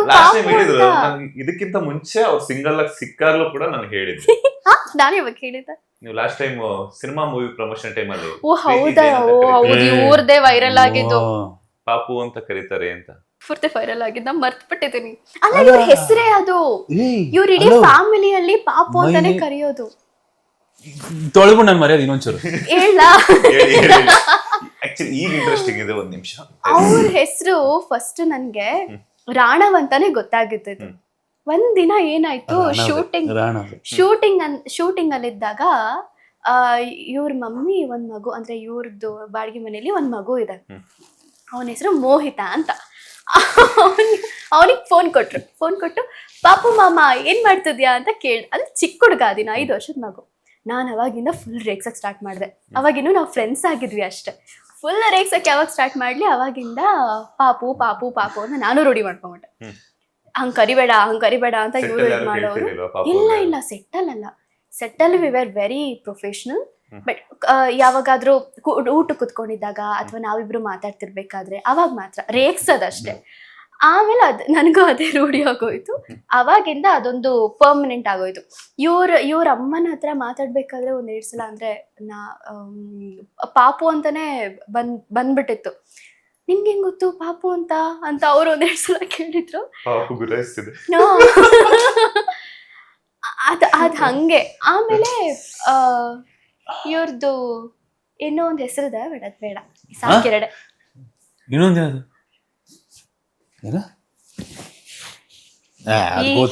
ಗೊತ್ತಿಲ್ಲ, ಹೇಳ ಹಿಂಗ್ ಹೇಳು. ಅದ್ರಲ್ಲಿ ನಿಜ ಹೇಳೋ ಅಂತದ್ ಹೇಳಬೇಡ ನೀನು, ಇವೆಲ್ಲ ಹೇಳು. ಬೇಡ ಬಿಡಿ. ನಂದು ಅಪ್ಪ ಅಮ್ಮ ಮನೇಲಿ ಇಟ್ಟಿರೋ ಹೆಸರು ಅರುಣ್ ಕುಮಾರ್ ಗೌಡ ಅಂತ. ಅದು ಇವ್ರಿಗೆ ಇಷ್ಟ ಇಲ್ಲ. ಅದಾದ್ಮೇಲೆ ಮತ್ತೆ ನೀವು ರಾಣ ಮತ್ತೆ ಚೇಂಜ್ ಮಾಡಿದ್ದು ಅಷ್ಟೇ. ಅದು ಗೊತ್ತಿದೆ. ಅದು ಹೌದಾ? ಅಯ್ಯೋ ಸಸ್ಪೆನ್ಸ್ ವೇಸ್ಟ್ ಆಗೋಯ್ತೆ. ಎಸ್ ಸರ್, ಈಗ ಈ ಹೊರಟನಿಗೆ ರಾಧಾ ಭಗವತಿ ಅವರು ಹೆಂಗಿದ್ರು ಸರ್? ಇವ್ರು ಹೊರಟತನ ಒಂದ್ ಕಡೆ ಆದ್ರೆ ಬಟ್ ಎಲ್ಲಾ ಕಡೆ ಅಲ್ಲ. ನಾನು ಇನ್ನೂ ಮಾತೇ ಮುಗಿಸಿಲ್ಲ, ಇರಿ 1 ನಿಮಿಷ. ನಾನು ಇನ್ನು 2 ವರ್ಡ್ ಹೇಳಿದ್ದೀನಿ, ಅವ್ರನ್ನ ಮಾತೇ ಆಡೋಕ್ ಬಿಡಲ್ಲ. ಇವ್ರದ್ದು ಹೊರಟತನ ಒಂದ್ ಕಡೆ ಆದ್ರೆ ಇನ್ನೊಂದು ಪಾರ್ಟ್ ಅಲ್ಲಿ ನೋಡಿದ್ರೆ ಹಿ ಇಸ್ ವೆರಿ ಕ್ಯೂಟ್. ಅವ್ರ ಪಾಡಿಗೆ ಅವರು ಸಿನಿಮಾ ನೋಡ್ಕೊಂಡು ನಗ್ತಾ ಇರ್ತಾರೆ, ಇಲ್ಲ ವಿಡಿಯೋ ಗೇಮ್ ಆಡ್ಕೊಂಡು ಕೂತಿರ್ತಾರೆ. ಇವ್ರ ಹತ್ರ ಒಂದು ಯೆಲ್ಲೋ ಕಲರ್ದು ಇಷ್ಟು ದೊಡ್ಡದೊಂದು ವಿಡಿಯೋ ಗೇಮ್ ಇದೆ, ಅದ್ ಯಾವಾಗ್ಲೂ ತಗೊಂಡ್ ಬರ್ತಾ ಇದ್ರು. ಅಂಡ್ ನಾನು ಒಂದ್ಸಲ ಈಸ್ಕೊಂಡು ಆಡಿದ್ದೆ, ತುಂಬಾ ಚೆನ್ನಾಗಿದೆ ಅದು. ಯಾವಾಗ್ಲೂ ತರ್ತಾ ಇದ್ರು, ಆಡ್ತಿರ್ತಿದ್ರು. ಜೊತೆಗೆ ಆ ಒಂದು ಸೆಟ್ ಅಲ್ಲಿ ಒಂದು ಚೇರ್ ಇದೆ, ವೀಲ್ ಚೇರ್ ಇದೆ, ಅದ್ರಲ್ಲಿ ಆಟ ಆಡೋರು. ನಾನು ಇವ್ರು ನಿಜವಾಗ್ಲೂ ಇಷ್ಟು ಅಂದ್ರೆ ಇನ್ನಸೆಂಟಾ, ಅಂದ್ರೆ ಇಷ್ಟೊಂದು ಹಿಂಗೆ ಆಟ ಆಡ್ಕೊಂಡಿರ್ತಾರಲ್ಲ, ಇವ್ರಿಗೆ ಅಂದ್ರೆ ಲೋಕ ಏನ್ ಅನ್ಕೊಳ್ಳುತ್ತೆ, ಸುತ್ತಮುತ್ತ ಏನ್ ಅನ್ಕೊಳ್ತಾರೆ ಅಂತ ಇವ್ರಿಗೇನು ಗೊತ್ತೇ ಇಲ್ವಾ ಅಂತ ಎಲ್ಲ ನಾನು 1-2 ಸಲ ಅನ್ಕೊಂಡಿದ್ದುಂಟು. ಆಮೇಲೆ ಏನ್ ಮಾಡ್ತಿದ್ರಿ? ಏನಿಲ್ಲ, ಗೇಮ್ ಆಡ್ತಿದ್ದೆ. ನೆಕ್ಸ್ಟ್ ಟೈಮ್ ಏನ್ ಮಾಡ್ತಿದ್ರಿ? ಏನಿಲ್ಲ, ಆಟ ಆಡ್ತಿದ್ದೆ. ಬರೀ ಹಿಂಗೆ ಏನ್ ಮಾಡ್ತಿದ್ರಿ ಅಂತ. ಇನ್ನ ಇದೊಂದು ಸಿನಿಮಾ ಬಂದಿತ್ತು, ಇದೊಂದು ಕಾರ್ಟೂನ್ ಬಂದಿತ್ತು, ನೋಡ್ತಾ ಇದ್ದೆ. ಸೊ ಇದನ್ನೆಲ್ಲ ನೋಡಿ ಹೌ ಕ್ಯೂಟ್ ಈಸ್ ಅಂತ ಹೇಳಿ ನನ್ಗೊಂದು ಇದಿತ್ತು. ಆ್ಯಂಡ್ ಇನ್ನೊಂದೇನು ಅಂದರೆ, ನಾನು ಯಾವಾಗಾದರೂ ತುಂಬ ಸಪ್ಪೆಯಾಗಿ ಕೂತಿದ್ದಾಗ he use to ask me ಏನಾಯಿತು, ಏನಕ್ಕೆ ಈ ಥರ ಕೂತಿದ್ದೀರಾ ಅಂತ ಎಲ್ಲ ತುಂಬ ಕೇರ್ ಮಾಡ್ತಾಯಿದ್ರು. ಜೊತೆಗೆ ನಾನು ಯಾವಾಗಾದರೂ ಅಂದರೆ ಅವ್ರು ಯಾರಿಗೂ ಕೇರ್ ಮಾಡ್ತಾ ಇರಲಿಲ್ಲ ಸೆಟ್ಟಲ್ಲಿ. ನಾನು ಯಾವಾಗಾದರೂ ಊಟ ಗೀಟ ಏನು ಬೇಡ ಅಂದರೆ ಮೂಡ್ ಅಪ್ಸೆಟ್ ಆಗಿ ಯಾವಾಗಾದರೂ ಊಟ ಗೀಟ ಏನಾದ್ರು ಬೇಡ ಅಂತ ಕೂತಿದ್ದಾಗ ಊಟ ತೊಗೊಂಡು ಬರೋರು, ಇಲ್ಲ ಊಟಕ್ಕೆ ಕರ್ಕೊಂಡು ಹೋಗೋರು ಬಂದು. ಸೊ ಇದೆಲ್ಲ ನನಗೆ ತುಂಬ ಖುಷಿ ಆಗ್ತಾ ಇತ್ತು. ಏಕೆಂದರೆ ಹೆಣ್ಮಕ್ಳಿಗೆ ಕೇರಿಂಗಿಂತ ಬೇರೆ ಏನು ಅಟ್ರಾಕ್ಟ್ ಆಗೋಕ್ಕೆ ಸಾಧ್ಯನೇ ಇಲ್ಲ. ಒಂದು ಅಂದರೆ ಮನಿ ಆಗಿರ್ಬೋದು ಅಥವಾ ಅವರ ಬ್ಯಾಕ್ಗ್ರೌಂಡು ಮತ್ತೊಂದು ಏನು ತಿಳ್ಕೊಳ್ದೇನೆ ಒಂದು ಮನುಷ್ಯನಾಗಿ ನಾವು ನೋಡಬೇಕಾದ್ರೆ ತುಂಬ ಅಟ್ರಾಕ್ಟ್ ಆಗೋದು ಇಟ್ಸ್ ಓನ್ಲಿ ಕೇರಿಂಗ್. ಆ ಕೇರಿಂಗ್ ಒಂದು ಮನುಷ್ಯನಲ್ಲಿ ನಾವು ನೋಡಿದ್ವಿ ಅಂದರೆ we automatically like get attach to them. So ನನಗೆ ಫಸ್ಟು ಇವ್ರ ಜೊತೆ ಆಗಿದ್ದು ಒಂದು ಫ್ರೆಂಡ್ಶಿಪ್ಪು, ಅದಾದಮೇಲೆ ಇಬ್ಬರು ಅಟ್ಯಾಚ್ ಆದ್ವಿ. ಆಮೇಲೆ ಐ ಸ್ಟಾರ್ಟೆಡ್ ಲೈಕ್ ನನಗೆ ಇವ್ರ ಮೇಲೆ ಸ್ವಲ್ಪ ಫೀಲಿಂಗ್ ಸ್ಟಾರ್ಟ್ ಆಯಿತು. ಆಮೇಲೆ ಆಗಿತ್ತೆಲ್ಲ ಆಮೇಲೆ ಹೇಳ್ತೀನಿ, ಫಸ್ಟ್ ಇವ್ರು ಹೇಳಿ. ಹೇಳಿ. ನಿಮ್ಗೆ ಏನನ್ಸ್ತು ಅಂತ. ಸಿ ಹೊರಟುತನ ಆಮೇಲೆ ಎಲ್ಲ ಜನ ತಪ್ಪು ತಿಳ್ಕೊಂಡ್ಬಿಡ್ತಾರೆ, ಇವನೇನಪ್ಪ ಇವನು ಇಷ್ಟೋ ಅಂದ ಅಂತ. ಇವ್ರಿಗೆ ಸುಮಾರು ಜನ ನಮ್ಮವರೆಲ್ಲ ಹೇಳಿರೋ ರಿವ್ಯೂಸ್ ಉಂಟು, ಅವನು ಹಂಗಿದ್ದ ಕಣಮ್ಮ ಹಿಂಗಿದ್ದ ಕಣಮ್ಮ ಅಂತ. ಈಗಲೂ ಕಮೆಂಟ್ ಸೆಕ್ಷನ್ ಅಲ್ಲಿ ಹಾಕ್ತಾರೆ ಎಷ್ಟೋ ಜನ. ಅಂದ್ರೆ ಅವರು ಜಯದೇವ್ ಕ್ಯಾರೆಕ್ಟರ್ಗೆನೆ ಫಿಕ್ಸ್ ಆಗ್ಬಿಟ್ಟಿದ್ದಾರೆ. ಹುಷಾರು ಕಣಮ್ಮ, ಅವ್ನ್ ಸರಿ ಇಲ್ಲ, ಹೋಗಿ ಹೋಗಿ ಅವನ್ನ ಮದ್ವೆ ಆಗ್ತಿದ್ಯಲ್ಲ ನೀನು, ಎರಡೆರಡು ಮದ್ವೆ ಆದ ಅವನು, ನಿನ್ನೊಬ್ಳನ್ನ ಆದ, ಮತ್ತೆ ನನ್ ಮಲ್ಲಿ ಕ್ಯಾರೆಕ್ಟರ್ಗೆ ಇನ್ನೊಬ್ರು ಬಂದಿದ್ರಲ್ಲ ಅವ್ರನ್ನು ಇನ್ನೊಂದು ಅನ್ಕೊಂಡಿದ್ದಾರೆ. ಅವ್ರನ್ನ ತಗೊಳಕ್ಕೆ ಆಗ್ತಿಲ್ಲ. ಅವ್ರು ಯಾರನ್ನೂ ಆದ, ಮತ್ತೆ ದಿಯಾನು ಆದ, ಆ ಹುಡ್ಗಿನ್ ಬೇರೆ ಸಾಯಿಸೇ ಬಿಟ್ಟ, ಮತ್ ನಿನ್ಗೇನಾದ್ರು ಮಾಡಿದ್ರೆ ಏನ್ ಮಾಡೋದು ಅಂತ. ನನ್ಗೆ ಎಷ್ಟು ಮೆಸೇಜ್ಗಳು ಅಂದ್ರೆ, ಈ ಯಾರು ಅಲ್ಲ, ದೊಡ್ಡವರೇನೆ, ಈ 70s 80s ಇರ್ತಾರಲ್ಲ, ರಿಯಾಲಿಟಿ ತರ ಆಗ್ಬಿಡುತ್ತೆ. ಅವ್ರುಗಳು ನನ್ಗೆ ಹೇಳೋದು, ಒಂದ್ ಸರಿ ಇಲ್ಲ ಅವ್ರಿಗೆ ಹೌದಾ ಅಮ್ಮ, ಓಕೆ ಅಮ್ಮ, ಸರಿ, ಹುಷಾರಾಗಿರ್ತೀನಿ. ನನ್ಗೆ ಅವ್ರಿಗೆ ಹರ್ಟ್ ಮಾಡಕ್ಕೂ ಇಷ್ಟ ಇಲ್ಲ. ಅವ್ರ ಹತ್ರ ಇಲ್ಲ ಅಮ್ಮ ಅವ್ರು ಹಿಂಗೆ ಅಂತ ಎಕ್ಸ್ಪ್ಲೈನ್ ಮಾಡಕ್ಕೂ ಅದು ಒಂಥರ ಅನ್ಸುತ್ತೆ. ವಿಷಯ ಏನು ಅಂತಂದ್ರೆ, ನೀವ್ ಬಾಲ್ ಎಷ್ಟು ಜೋರಾಗಿ ಎಸಿತೀರೋ ಅದು ನಿಮ್ಮ ಹತ್ರ ಅಷ್ಟು ಜೋರಾಗಿ ವಾಪಸ್ ಬರುತ್ತೆ. ಹಾಗೇನೆ ನಾನು ಇವ್ರನ್ನ ಜೊತೆ ಚೆನ್ನಾಗಿರೋ ನನ್ನ ಜೊತೆ ಚೆನ್ನಾಗಿತ್ತೆ, ನನ್ನ ಜೊತೆ ಯಾರು ಚೆನ್ನಾಗಿರಲ್ಲ ಅವ್ರ ಜೊತೆ ಆಬ್ವಿಯಸ್ಲಿ ಚೆನ್ನಾಗಿರೋದಿಲ್ಲ ನಾನು. ಅದನ್ನ ಇವನೇ ಸರಿ ಇಲ್ಲ, ಅವನೊಂದು ದುರಾಂಕಾರ, ಅವನಿಗೆ ಆಟಿಟ್ಯೂಡು ಗಂಚಲಿ ಅಂತ ಅನ್ಕೊಂಡ್ರೆ ಏನು ಮಾಡೋಕ್ಕಾಗಲ್ಲ. ನಮ್ಮ ಬಗ್ಗೆ ಒಳ್ಳೇದು ಮಾತಾಡೋರು ಇರ್ತಾರೆ, ಕೆಟ್ಟದ್ದು ಮಾತಾಡೋರು ಇರ್ತಾರೆ. ಕೆಟ್ಟದ್ದು ಮಾತಾಡ್ತೀರಾ ಒಬ್ರು ಅಂತ ಅಂದಾಗ ಅವರು ಏನೋ ನನ್ನ ರೀತಿ ಅದೇ ರೀತಿ ನಡ್ಕೊಂಡಿರ್ತಾರೆ. ಆ ಒಂದು ಕಾರಣಕ್ಕೆ ನಾವು ಅದೇ ರೀತಿ ರೆಸ್ಪಾಂಡ್ ಮಾಡಿರ್ತೇವೆ ಹೊರತು ಸುಮ್ಮನೆ ಯಾರು ಹಂಗೆಲ್ಲ ನಡ್ಕೊಳ್ಳೋದಿಲ್ಲ. ಆ್ಯಂಡ್ ಇವಾಗ ನನ್ನ ಜೊತೆ ಯಾರೋ ನನ್ನ ಬಗ್ಗೆ ಒಳ್ಳೇದು ಮಾತಾಡಿದಾಗ ಆ ವ್ಯಕ್ತಿಲೂ ಒಳ್ಳೆತನ ಇರುತ್ತೆ, ಅವ್ರು ಒಳ್ಳೆ ಇರುತ್ತಂದ್ರೆ ನನ್ನ ನಡೆಸ್ಕೊಂಡಿರ್ತಾರೆ. ಸೊ ನಾನು ಅವ್ರ ಜೊತೆ ಆಬ್ವಿಯಸ್ಲಿ ಹಂಗೆ ಇರ್ತೀನಿ. ಅದು ಬಿಟ್ಟರೆ ಬೇರೆ ಏನಲ್ಲ. ಆ್ಯಂಡ್ ಗಂಡು ಮಕ್ಕಳು ದೇ ಆರ್ ಸೋ ಸಿಂಪಲ್. ಅವರು ಆ್ಯಕ್ಷನ್ಸಲ್ಲಿ ತೋರಿಸ್ತಾರೆ, ಜಾಸ್ತಿ ಎಕ್ಸ್ಪ್ರೆಸ್ ಮಾಡೋದಿಲ್ಲ. ಅವ್ರ ಆ್ಯಕ್ಷನ್ಸ್ನ ಅರ್ಥ ಮಾಡ್ಕೊಂಡ್ರೆ ಸಾಕು, ನಿಮ್ಗೆ ಗೊತ್ತಾಗ್ಬಿಡುತ್ತೆ ಆ ವ್ಯಕ್ತಿ ಅಂತವನು ಅಂತ. ಆ್ಯಂಡ್ ಇನ್ನೊಂದೇನು ಅಂದರೆ, ಹಿಲ್ ಗಿವ್ ಬ್ಯಾಕ್. ಅದೊಂದು ತುಂಬ ಇತ್ತು ಮೊದಲು. ಅಂದರೆ ಇವ್ರಿಗೆ ಏನಾದರೂ ಹರ್ಟ್ ಮಾಡಿದ್ರೆ ತಕ್ಷಣ ಕೊಡ್ತಾ ಇದ್ರು. ಎದುರುಗಡೆ ಯಾರೇ ಇದ್ರು ಅಂದರೆ ಕೇರೆ ಮಾಡ್ತಾ ಇರಲಿಲ್ಲ. ಅದೊಂದು ಇವಾಗ ಸ್ವಲ್ಪ ಕಡಿಮೆ ಮಾಡಿದ್ದಾರೆ. ಏಕೆಂದರೆ ಅದು ಕೆಲವೊಂದ್ಸಲ ಸರಿ ಹೋಗುತ್ತೆ, ಕೆಲವೊಂದ್ಸಲ ಸರಿ ಹೋಗಲ್ಲ. ಆ್ಯಂಡ್ ಚಿಕ್ಕ ಪುಟ್ಟದಕ್ಕೆಲ್ಲ ತುಂಬಾ ಕೋಪ ಬರ್ತಾ ಇತ್ತು ಇವ್ರಿಗೆ. ಅದು ಆಮೇಲೆ ಅಂದರೆ ಓಕೆ, ನಾನು ಇದು ಕೋಪ ಮಾಡ್ಕೋಬಾರ್ದು ಅಂತ ಅವ್ರಿಗೆ ಅನ್ಸೋದಕ್ಕಿಂತ ಮೊದಲೇ ಅದ್ರ ಬಗ್ಗೆ ಯೋಚನೆ ಮಾಡಿ, ಎದುರುಗಡೆ ಅವ್ರಿಗೆ ಬೇಜಾರಾಗುತ್ತಾ ಇಲ್ವಾ ಅಂತ ಮೊದಲೇ ಅದನ್ನು ಯೋಚನೆ ಮಾಡಿ ಅಂತ ಈ ಥರ ಹೇಳಿ ಚೂರು ಕಾಮ್ ಮಾಡಿದೆ. ಬಟ್ ಇವಾಗ ಆ ಥರ ಅಷ್ಟು ಅಂದರೆ ಏನಾದರೂ ಅಂದಿದ ತಕ್ಷಣ ವಾಪಸ್ ಕೊಡೋದು ಸ್ವಲ್ಪ ಕಡಿಮೆ ಮಾಡಿದ್ದಾರೆ. ನಿಮ್ಮಿಬ್ಬರ ಫಸ್ಟ್ ಜಗಳ ಯಾವುದು ಅಂತ? ಯಾವ ವಿಚಾರಕ್ಕೆ ಜಗಳ ಆಡಿದ್ರಿ ಅಂಡ್ ಯಾರ ಮೇಲೆ ಕೋಪ ಮಾಡ್ಕೊಂಡ್ರು? ನಾವ್ ಯಾವ್ದು ಇಟ್ಕೊಳಕ್ ಹೋಗಲ್ಲ ಬ್ರೋ, ಕ್ಯಾರಿ ಮಾಡಕ್ ಹೋಗಲ್ಲ. ಈಗ ಜಸ್ಟ್ ಯಾವತ್ತಾದ್ರು ಸುಮ್ನೆ ಹಿಂಗೆ ತಮಾಷೆ ಮಾಡ್ತಿರ್ಬೇಕು, ಅವತ್ ನೀವ್ ಹಿಂಗ್ ಮಾಡಿದ್ದಲ್ಲ ಹಂಗೆ ಹಿಂಗೆ ಅಂತ ಹೇಳಿ ಅದ್ ನಡೀತಿರುತ್ತೆ. ಇವಾಗ ನಾನೇನೋ ನಾವು ಒಬ್ರಿಗೊಬ್ರು ಕಾಲು ಎಳೆಯೋದು ಜಾಸ್ತಿ. ಏನೋ ಆಪರ್ಚುನಿಟಿ ಸಿಕ್ಕರೆ ಸಾಕು, ನಾನು ಅವ್ರ ಕಾಲು ಎಳಿತೀನಿ, ಅವ್ರು ನನ್ನ ಕಾಲು ಎಳಿತೀನಿ, ಈ ಥರ. ಸೊ ಅವಾಗ ಏನಾದರೂ ಅದನ್ನ ಕೆಲವು ಸಲ ಸಂದರ್ಭದಲ್ಲಿ ನಾನು ಕಾಲು ಎಳಿತಿದ್ದೀನಿ ಅಂತ ಗೊತ್ತಾಗದೆ ಕನ್ಫ್ಯೂಸ್ ಮಾಡ್ಕೊಂಡು ಅದನ್ನ ಸೀರಿಯಸ್ ಆಗಿ ತೊಗೊಂಡಿರೋದುಂಟು. ಆವಾಗ ಇಲ್ಲ ಪಾಪು ನಾನು ತಮಾಷೆ ಮಾಡಿದ್ದು ಅಂತ ಇವ್ರು ನನಗೆ ಹೇಳೋದಾಗಿಲ್ಲ, ನಾನು ಇವ್ರಿಗೆ ಹೇಳೋದಾಗಿಲ್ಲ. ನಾನು ಹೇಳಿದ್ನಲ್ಲ ಬ್ರೋ, ಹಿಂದೆ ಏನೇ ನಡೆದಿರಲಿ, ನೆಕ್ಸ್ಟ್ ಒಂದು ಎದುರುಗಡೆ ಸಿಗ್ತೀವ, will just leave the topic. ಆ ಟಾಪಿಕ್ ತೆಗಿಯಕ್ಕೆ ಹೋಗಲ್ಲ. ಆ್ಯಂಡ್ ಇನ್ನೊಂದೇನು ಅಂದರೆ, ನಾವು ಮೆಸೇಜಲ್ಲಿ ತುಂಬ ಹಿಂಗೆಲ್ಲ ಮಾಡ್ಕೊಂಡು ತುಂಬ ಜಗಳ ಮಾಡ್ತಿರ್ತೀವಿ. ಅದೇ ಕಾಲಲ್ಲಿ ಮಾತಾಡ್ಬೇಕಾದ್ರೆ ಸ್ವಲ್ಪ ಕಡಿಮೆ ಆಗುತ್ತೆ. ವಿಡಿಯೋ ಕಾಲ್ ಮಾಡಿಬಿಟ್ರೆ ಒಬ್ರು ಮುಖ ಒಬ್ರು ನೋಡ್ಕೊಂಡು ನಗ್ಬಿಡ್ತೀವಿ. ಅಲ್ಲಿಗೆ ಹಿಂದೆ ಜಗಳ ಆಗಿದ್ದೆ ಮರ್ತು ಹೋಗ್ಬಿಡುತ್ತೆ. ಸೊ ಅದು ಜಾಸ್ತಿ ನಾವೇನು ಕ್ಯಾರಿ ಮಾಡಕ್ಕೆ ಹೋಗಿಲ್ಲ. ನೆನಪಾದ್ರೂ ತೆಗಿಬಾರ್ದು. ಓಕೆ ಇವಾಗ ಚೆನ್ನಾಗಿದ್ದೀವಿ, ಆ ಟಾಪಿಕ್ ಅಲ್ಲಿಗೆ ನಿಂತೋಯ್ತಲ್ಲ, ಇರುತ್ತೆ ತಡಿ ಮತ್ತೆ ಕಿತ್ಕೋಣ.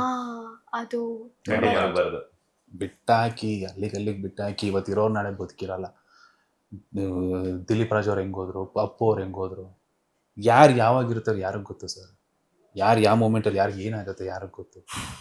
ಬಟ್ ಅದು ಬೆಳಗ್ಗೆ ದೋಸೆ ಹಿಟ್ಟಿಗೆ ನೆನ್ಸಿಡ್ತಾರಲ್ವಾ ಅಂತ ಕೇಳ್ಬೋದು ಕ್ವಶನ್ಗಳು. ನಿನ್ನ ಗುರು ನೀನು ಮತ್ತೆ ಅಲಾರಾಮ್ ಯಾಕೆ ಇಡ್ತೀಯ ನಾಳೆಗೆ ಬೆಳಗ್ಗೆ ಎದ್ದೇಳಕ್ಕೆ? ಬದುಕಿದ್ರೆ ಎದ್ದೇಳಕ್ಕೆ ಗುರು, ಗ್ಯಾರಂಟಿ ಏನು ಬದುಕಿರ್ತೀನಿ ಅಂತ. ಬದುಕಿದ್ರೆ ಒಂದ್ ವೇಳೆ ನಾಳೆ ನನ್ಗೆ ಕೆಲಸ ಕೊಟ್ಟಿರೋ ತೊಂದರೆ ಆಗ್ಬಾರ್ದಲ್ವಾ, ಅದಕ್ಕೆ ಅಲಾರಾಮ್ ಇಡ್ತೇವೆ ಹೊರತು ನಾನು ಬದುಕ್ತೀನಿ ನಾಳೆ ಎದ್ದೇ ಹೇಳ್ತೀನಿ ಇಷ್ಟು ಗಂಟೆಗೆ ಅಂತಲ್ಲ. ಒಂದ್ ವೇಳೆ ಬದುಕಿದ್ರೆ ನನಗೆ ಕೆಲಸ ಕೊಟ್ಟಿರೋನು ತೊಂದರೆ ಆಗ್ಬಾರ್ದು. ಇರೋಸ್ ದಿನ ಚೆನ್ನಾಗಿರೋಣ. ಸುದೀಪ್ ಅವ್ರು ಹೇಳಿಲ್ವಾ ಯಾವುದೋ ಪಿಕ್ಚರಲ್ಲಿ, ಪ್ರೀತಿ ಕೊಡು ವಾಪಸ್, ನಿನ್ಗೇನು ಸಿಗುತ್ತೆ? ಪ್ರೀತಿ ತಾನೇ ಸಿಗುತ್ತೆ. ನೀನು ಪ್ರೀತಿ ಕೊಡು, ಒಂದ್ಸಲ ಪ್ರೀತಿ ಕೊಟ್ಟು ನನಗೆ ದ್ವೇಷ ಕೊಡ್ತಾರ, ಇನ್ನೊಂದ್ಸಲ ಕೊಡು, ಆಗ್ಲೂ ದ್ವೇಷ ಕೊಡ್ತಾರ, ಮತ್ತೊಂದ್ಸಲ ಕೊಡು. ಎಂಥವನೇ ಆದರೂ ಸೋಲ್ತಾನೆ. ಎಂಥವನೇ ಆಗಿರಲಿ ಸೋಲ್ತಾನೆ. ಸರಿ ಹೋಗ್ತಾರೆ ಒಂದಲ್ಲ ಒಂದಿನ. ಇಟ್ ಟೇಕ್ಸ್ ಟೈಮ್, ಎಲ್ಲ ಟೈಮ್. ಎಸ್. ಇಬ್ಬರ ಫೋನಲ್ಲಿ ಹೆಸರುಗಳು ಏನೇನು ಸೇವ್ ಆಗಿದೆ? ಪಾಪು ನಾನ್ ಚೇಂಜ್ ಮಾಡ್ತಾ ರಾಧಾ ಇರ್ತೀನಿ. 1 ರಾಧಾ 2 ನಂದು 2 ಸಿಮ್ ಇದೆ.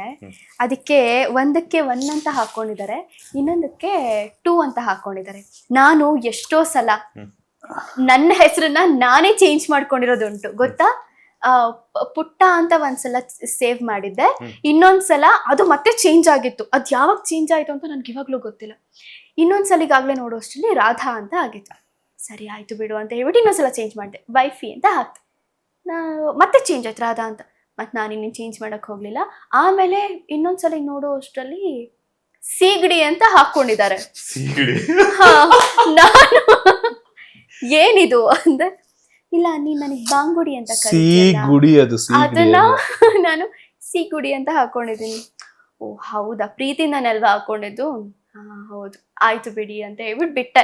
ಮತ್ತೆ ಅದು ರಾಧಾ ಅಂತ ಮತ್ತೆ ಚೇಂಜ್ ಆಯ್ತು. ಹಿಂಗೆ ತುಂಬಾ ಸಲ ಚೇಂಜ್ ಮಾಡಿದ್ದಾರೆ. ಬಟ್ ನಾನು ಒಂದಕ್ಕೆ ಇಲ್ಲ, ನಾನು 2 ಸಲ ಚೇಂಜ್ ಮಾಡಿ, ಒಂದ್ಸಲ ಕೋಪ ಬಂದ್ಬಿಟ್ಟು ಒಂದ್ ಹೆಸರಿಟ್ಟಿದ್ದೆ, ಅದು ತೆಗ್ದ್ಬಿಟ್ಟು ಮತ್ತೆ ಪಾಪು ಅಂತ ಇಟ್ಟಿದ್ರಿ? ಬೇಡ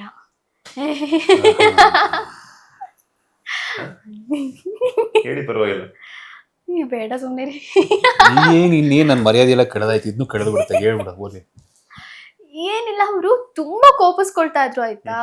ಏನೇ ಒಂದು ಚಿಕ್ಕದ್ ಏನೇ ಇದ್ ಸಿಕ್ಕಿದ್ರು ಕೂಡ ಹಂಗೆ ಧಗ್ಗಂತ ಅದ್ಕೊಂಡ್ಬಿಡೋದು ಜಗಳ. ಅದಕ್ಕೆ ರಾಕ್ಷಸ ಅಂತ ಇಟ್ಕೊಂಡಿದ್ದೆ. ರಾಕ್ಷಸ ಆ ನಮ್ಮ ಹುಡುಗರು ಬೇರೆ ಬೇರೆ ಹೆಸರೆಲ್ಲ ಕರೀತಾರೆ. ಅವ್ರ ಕಮೆಂಟ್ಸ್ ಅಲ್ಲಿ ಬರೋದಕ್ಕೆ ಕಂಪೇರ್ ಮಾಡ್ಕೊಂಡ್ರೆ ರಾಕ್ಷಸ ಅನ್ನೋದೇನ್ ಕೆಟ್ಟ ವರ್ಡ್ ಅಲ್ಲ. ಈಗ ಜಯದೇವ್ ಕ್ಯಾರೆಕ್ಟರ್ ಆದ್ರೂ ಬರುತ್ತೆ.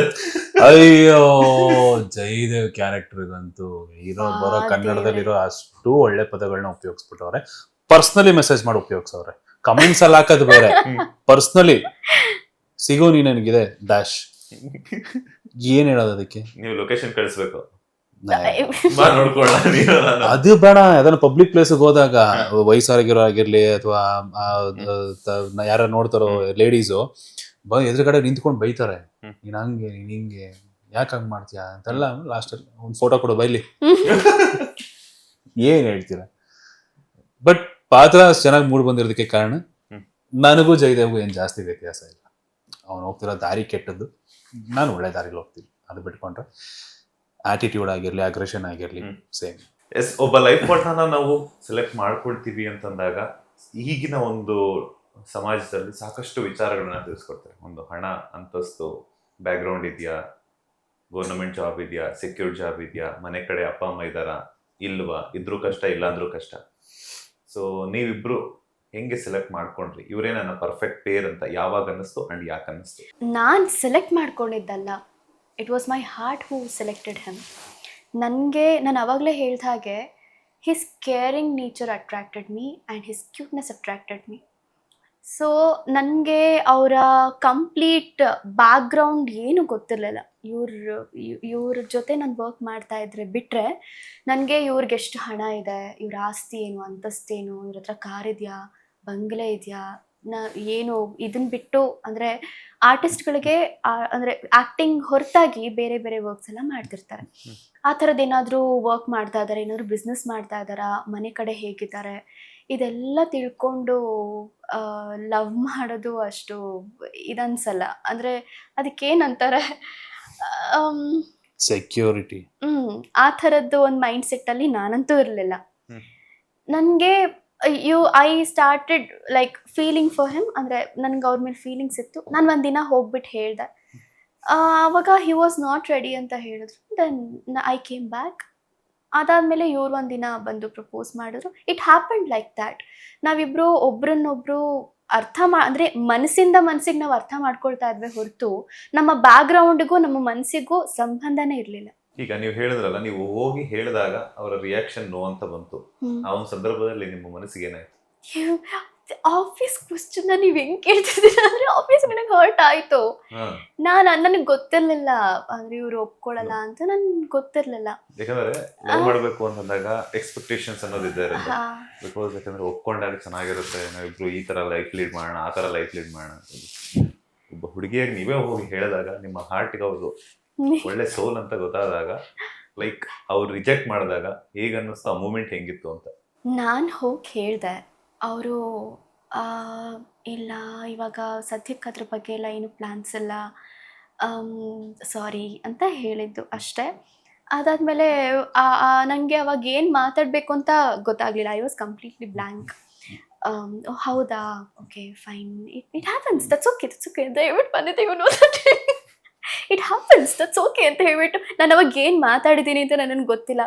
It happens, okay that's okay fine, um okay ಅಂತ ಹೇಳ್ಬಿಟ್ಟು ಬಂದು ಮನೆಗೆ ಹೋಗಿ ಸರಿ ಅತ್ತು. ಆಮೇಲೆ ಮಾರನೇ ದಿನ ಶೂಟ್ಸ್ ಇತ್ತು. ನಾನು ಹೋದೆ, ನನ್ನ ಪಾರ್ಟಿ ನಾನು ಹೋದೆ. ನಾವು ನಾರ್ಮಲ್ ಆಗಿ ಹೇಗೆ ನಾವು ಫ್ರೆಂಡ್ಸ್ ಆಗಿ ಹೇಗಿದ್ವೋ ಹಾಗೆ ಕಂಟಿನ್ಯೂ ಆಯಿತು. ನಾನು ಪ್ರಪೋಸ್ ಮಾಡಿದ್ದಾಗಲಿ, ಅವ್ರು ರಿಜೆಕ್ಟ್ ಮಾಡಿದ್ದಾಗಲಿ, ಮತ್ತೊಂದಾಗಲಿ ಏನೂ ತಲೆಯಲ್ಲಿ ಇರಲೇ ಇಲ್ಲ. Even I was casual, he was casually talking with me. But ನನಗೆ ಏನಂದರೆ ಅವ್ರ ಮೇಲಿರೋ ಪ್ರೀತಿ ನನ್ಗೆ ಅವ್ರು ರಿಜೆಕ್ಟ್ ಮಾಡಿದ್ದಾರೆ ಅಂತ ಗೊತ್ತಿದ್ರು ನನಗದು ಹೋಗ್ತಾನೆ ಇರಲಿಲ್ಲ. ಬೇಡ ಏನಕ್ಕೆ ಇದು ಅಂತ ಹೇಳಿ ನನ್ನ ತಲೆ ಹೇಳ್ತಿತ್ತು, ಬಟ್ ನನ್ನ ಮನ್ಸು ಅದು ಆ ಮಾತೇ ಕೇಳ್ತಾನೆ ಇಲ್ಲ.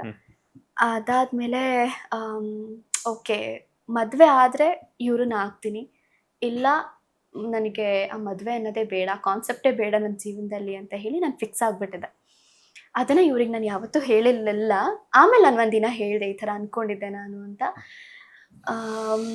So I am that kind of a girl. ನಾನು ಹಿಂದೆ ಮುಂದೆ ಎಲ್ಲ ನೋಡಿ ಆಮೇಲೆ ಲವ್ ಮಾಡೋ ಕ್ಯಾರೆಕ್ಟರ್ ಹುಡುಗಿ ಅಲ್ಲ. ಮನಸ್ಸಿಂದ ಇಷ್ಟಪಟ್ಟಿದ್ದು ಆ್ಯಂಡ್ ಅದೇ ರೀತಿ ಇಲ್ಲಿವರೆಗೂ ಸಾಕ್ತಾ ಬಂದಿದೆ. ಅವರ ಪ್ರಪೋಸಲ್ನ ರಿಜೆಕ್ಟ್ ಮಾಡಿದ್ಮೇಲೆ ಅವ್ರ ಮೇಲೆ ಯಾವಾಗ ಫೀಲಿಂಗ್ ಶುರುವಾಯ್ತು ನಿಮ್ಗೆ? ಅಂಡ್ ಎಷ್ಟು ದಿನಕ್ಕೆ ಅವ್ರಿಗೋಗಿ ಮತ್ತೆ ಪ್ರಪೋಸ್ ಮಾಡಿದ್ರು? ಹೇಳಿ. ಎಷ್ಟು ದಿನಕ್ಕೆ ಅನ್ನೋದು ನಿಜ ನೆನಪಿಲ್ಲ ನನಗೆ, ಶಾರ್ಟ್ ಟರ್ಮ್ ಮೆಮೊರಿ ಮರ್ತು ಬಿಡ್ತೀನಿ ನಾನು. ಬಟ್ ಇಲ್ಲ ಹಂಗಲ್ಲ, ಇಲ್ಲ ಆಗಿತ್ತು 4 to 5 months ಆಗಿತ್ತು. 4 to 5 months ಆಗಿತ್ತು. ಓಕೆ, ಫಸ್ಟ್ ಪಾತ್ರದ ಪರಿಚಯ ಆಗಿತ್ತು ಅಷ್ಟೇ ನಮ್ಮಿಬ್ರದ್ದು, ಬಿಟ್ರೆ ವ್ಯಕ್ತಿತ್ವದ ಪರಿಚಯ ಆಗಿರಲಿಲ್ಲ. ಅವ್ರಿಗೆ ಯಾವಾಗ ನನ್ನ ವ್ಯಕ್ತಿತ್ವದ ಪರಿಚಯ ಆಯಿತು, ಅವ್ರಿಗೆ ನನ್ನ ಮೇಲೆ ಆಸೆ ಆಗೋದು ಸ್ಟಾರ್ಟ್ ಆಯಿತು. ನಾನು ಅವ್ರ ವ್ಯಕ್ತಿತ್ವದ ಪರಿಚಯ ನನಗೆ ಆಗಿದ್ರು ನಾನು ಅದ್ರ ಮೇಲೆ ಗಮನ ಕೊಟ್ಟಿರಲಿಲ್ಲ. ಗಮನ ಕೊಟ್ಟಿದ್ರೆ ಬಹುಶಃ ನನಗೆ ಇವ್ರ ಮೇಲೆ ಫಸ್ಟ್ ಫೀಲಿಂಗ್ ಶುರು ಆಗ್ತಿತ್ತೋ ಏನೋ ನನಗೆ ಗೊತ್ತಿಲ್ಲ.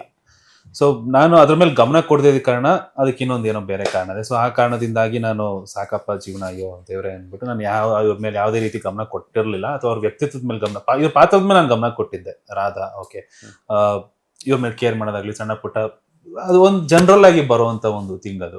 ಅದು ಬಿಟ್ಟರೆ ಇವ್ರ ವ್ಯಕ್ತಿತ್ವದ ಮೇಲೆ ನನಗೆ ಯಾವತ್ತೂ ಗಮನ ಹೋಗಿರಲಿಲ್ಲ. ಅಂಟಿಲ್ ಅಂದ್ರೆ ಶಿ ಪ್ರಪೋಸ್ ಮೀ. ಆಗ ಹೆಂಗೆ it is not a small thing or a silly thing to take a spontaneous decision. ಆಗಲ್ಲ, ಇಮಿಡಿಯೇಟ್ ಡಿಸಿಷನ್ ತಗೊಳಕ್ ಆಗಲ್ಲ. ಯಾಕೆಂದ್ರೆ ದೊಡ್ಡ ಲೈಫ್ ಮ್ಯಾಟರ್ ಅದು ಎಲ್ಲಾ ತರದಲ್ಲೂ ಲೈಫಲ್ಲಿ A to Z ಎಲ್ಲ ಅಂಶಗಳಲ್ಲೂ ಒಡಿಸ್ಕೊಂಡಿರುವಂತ ಒಬ್ಬ ವ್ಯಕ್ತಿಗೆ ಅದು ತುಂಬಾ ದೊಡ್ಡ ವಿಷಯ. ಏನು ಒಡ್ಸ್ಕೊಂಡಿಲ್ಲ ಲೈಫಲ್ಲಿ, ನಂದು ಈಸಿಗೋ ಜಾಲಿ ಕೇಕ್ ವಾಕ್ ಥರ ಆಗಿದೆ ನನ್ನ ಜೀವನ ಅನ್ನಂಗಿದ್ರೆ ಬಹುಶಃ ಇವರು ಒಪ್ಪಂದ್ರೆ yes I am ready, I love you too come on ಅಂದ್ಬಿಟ್ಟು ಏನೋ ಡೇಟಿಂಗ್ ಮತ್ತೊಂದಕ್ಕೆ ಹೋಗ್ಕೊಂಡು ಮಾಡ್ಕೊಂಡಿರ್ತಿದ್ನೋ ಏನೋ ನನಗೆ ಗೊತ್ತಿಲ್ಲ. ಆ ಒಂದು ಇಮ್ಮೆಚ್ಯೂರ್ ರಾಣವಾಗಿದ್ದಿದ್ರೆ, ಅವ್ರ ಲೈಕ್ ಹಳೆ ವ್ಯಕ್ತಿ ಆಗಿದ್ದಿದ್ರೆ, ಲೈಫಲ್ಲಿ ಎಲ್ಲ ಥರ ಓಡಿಸ್ಕೊಂಡು ದುಡ್ಡು, ಬಿಸ್ನೆಸ್ಸು, ಫ್ಯಾಮಿಲಿ, ಫ್ರೆಂಡ್ಸು, ಪ್ರತಿಯೊಂದು ಸೆಗ್ಮೆಂಟಲ್ಲೂ ಓಡಿಸ್ಕೊಂಡಿದ್ದೀನಿ ನಾನು. ಇಂಥ ಸೆಗ್ಮೆಂಟಲ್ಲಿ ನಾನು ಓಡಿಸ್ಕೊಂಡಿಲ್ಲ ಅನ್ನೋದೇ ಇಲ್ಲ. ಆ ಒಂದು ಕಾರಣಕ್ಕೆ ಇದು ಒಂದು ತುಂಬಾ ಮುಖ್ಯವಾದಂಥದ್ದು. ಯಾವುದೋ ಇನ್ನೊಬ್ರು ಜೀವನದಲ್ಲಿ ಸರಿ ಆಯ್ತು ಅಂದ್ಬಿಟ್ಟು ಏನೋ ಸ್ಪಾಟಲ್ಲಿ ಅಂದ್ಬಿಟ್ಟು ಆಮೇಲೆ ಆಟ ಆಡೋ ಅಂತ ಮ್ಯಾಟ್ರ್ ಇಲ್ಲ. ಸೊ ಆ ಒಂದು ಕಾರಣಕ್ಕೆ ನಾನು ಆ ಟೈಮಲ್ಲಿ ನಾನು ಒಪ್ಕೊಳ್ಳಿಲ್ಲ.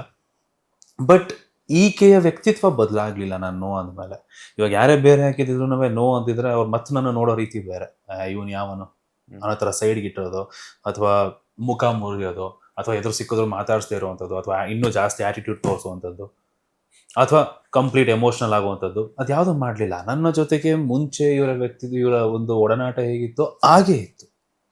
ಅದು ನನಗೆ ಇಷ್ಟ ಆಗಿತ್ತು. ಈಗ ಪ್ರಪೋಸಲ್ ಮಾಡ್ತಾರೆ ಅಂತಂದಾಗ ಆ ವ್ಯಕ್ತಿ ಮೇಲೆ ನಮ್ಗೆ ಇಂಟ್ರೆಸ್ಟ್ ಇಲ್ಲ ಅಂತಂದ್ರೂ ಕೂಡ ಪ್ರಪೋಸ್ ಮಾಡಿದ್ದಾರೆ, ನಾವು ರಿಜೆಕ್ಟ್ ಮಾಡಿಬಿಟ್ಟೆ, ಏನು ಅನ್ಕೊಂತಾರೋ, ಮತ್ತೇನಾದ್ರು ಮಾಡ್ಕೊಂಡ್ಬಿಡ್ತಾರೋ ಅನ್ನುವಂಥ ಗೊಂದಲಗಳಿರುತ್ತೆ. ಯಾಕಂತಂದ್ರೆ ಸಡನ್ ಆಗಿ ಕೆಲವೊಂದ್ರು ಬಂದ್ಬಿಟ್ಟು ಇಲ್ಲ ಬೇಡ ನಮ್ಗೆ ಅಂದಿದ ತಕ್ಷಣ ನನ್ನ ಪ್ರಪೋಸಲ್ನ ರಿಜೆಕ್ಟ್ ಮಾಡ್ಬಿಟ್ರಲ್ಲ ಅಂತ ಹೇಳ್ಬಿಟ್ಟು ದುಡ್ಕೋವಂಥದ್ದು ಜಾಸ್ತಿ ಇರುತ್ತೆ.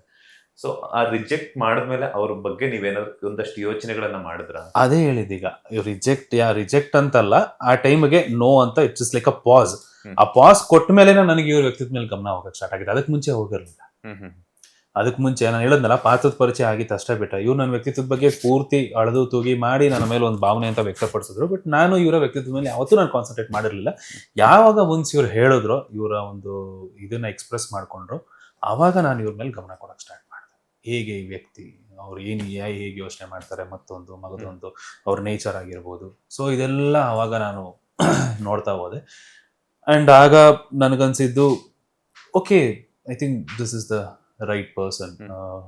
ನನ್ನ ಲೈಫಿಗೆ, ನನ್ನ ಒಂದು ಬ್ಯಾಕ್ ಗ್ರೌಂಡಿಗೆ ಅಥವಾ ಮತ್ತೊಂದು ಇದಕ್ಕೆ ನನಗೆ ಇದ್ದಿದ್ದಂಥ ಆಸೆ ಆಗಿದ್ದಕ್ಕೂ ಆ್ಯಂಡ್ ನೋಡಿ ಎಷ್ಟು ಲಕ್ಷಣವಾಗಿ ಸೀರೆ ಉಟ್ಕೊಂಡು ಬಳೆ ಹಾಕೊಂಡ್ಬಂದವರು, ಇದು ನನಗೆ ಫಸ್ಟ್ ಇಂಪ್ರೆಸ್ ಮಾಡಿದ್ದು. ಹಾಗಂತ ಚೂಡಿದಾರು ಹಾಕ್ತಾರೆ, ವೆಸ್ಟರ್ನ್ ಕಾಸ್ಟ್ಯೂಮ್ ಹಾಕ್ತಾರೆ, ಇಲ್ಲ ಅಂತಲ್ಲ, ಟೀ ಶರ್ಟ್, ಪ್ಯಾಂಟ್, ಜೀನ್ಸ್ ಈ ತರ. ಸೊ ಈ ತರದ್ದು ಹಾಕ್ತಾರೆ, ಇಲ್ಲ ಅಂತಲ್ಲ. ಬಟ್ ನೀವು ಒಂದು 100 ಜೊತೆ ಬಟ್ಟೆ ಕೊಟ್ಟರೆ ಅದ್ರಲ್ಲಿ 10 ಸೀರೆ ಇರುತ್ತೆ, ಅದು 90 ಸೀರೆ ಇರುತ್ತೆ, ಇನ್ನು 10 ಬೇರೆ ಇನ್ಯಾವೋ ಇರ್ತವೆ.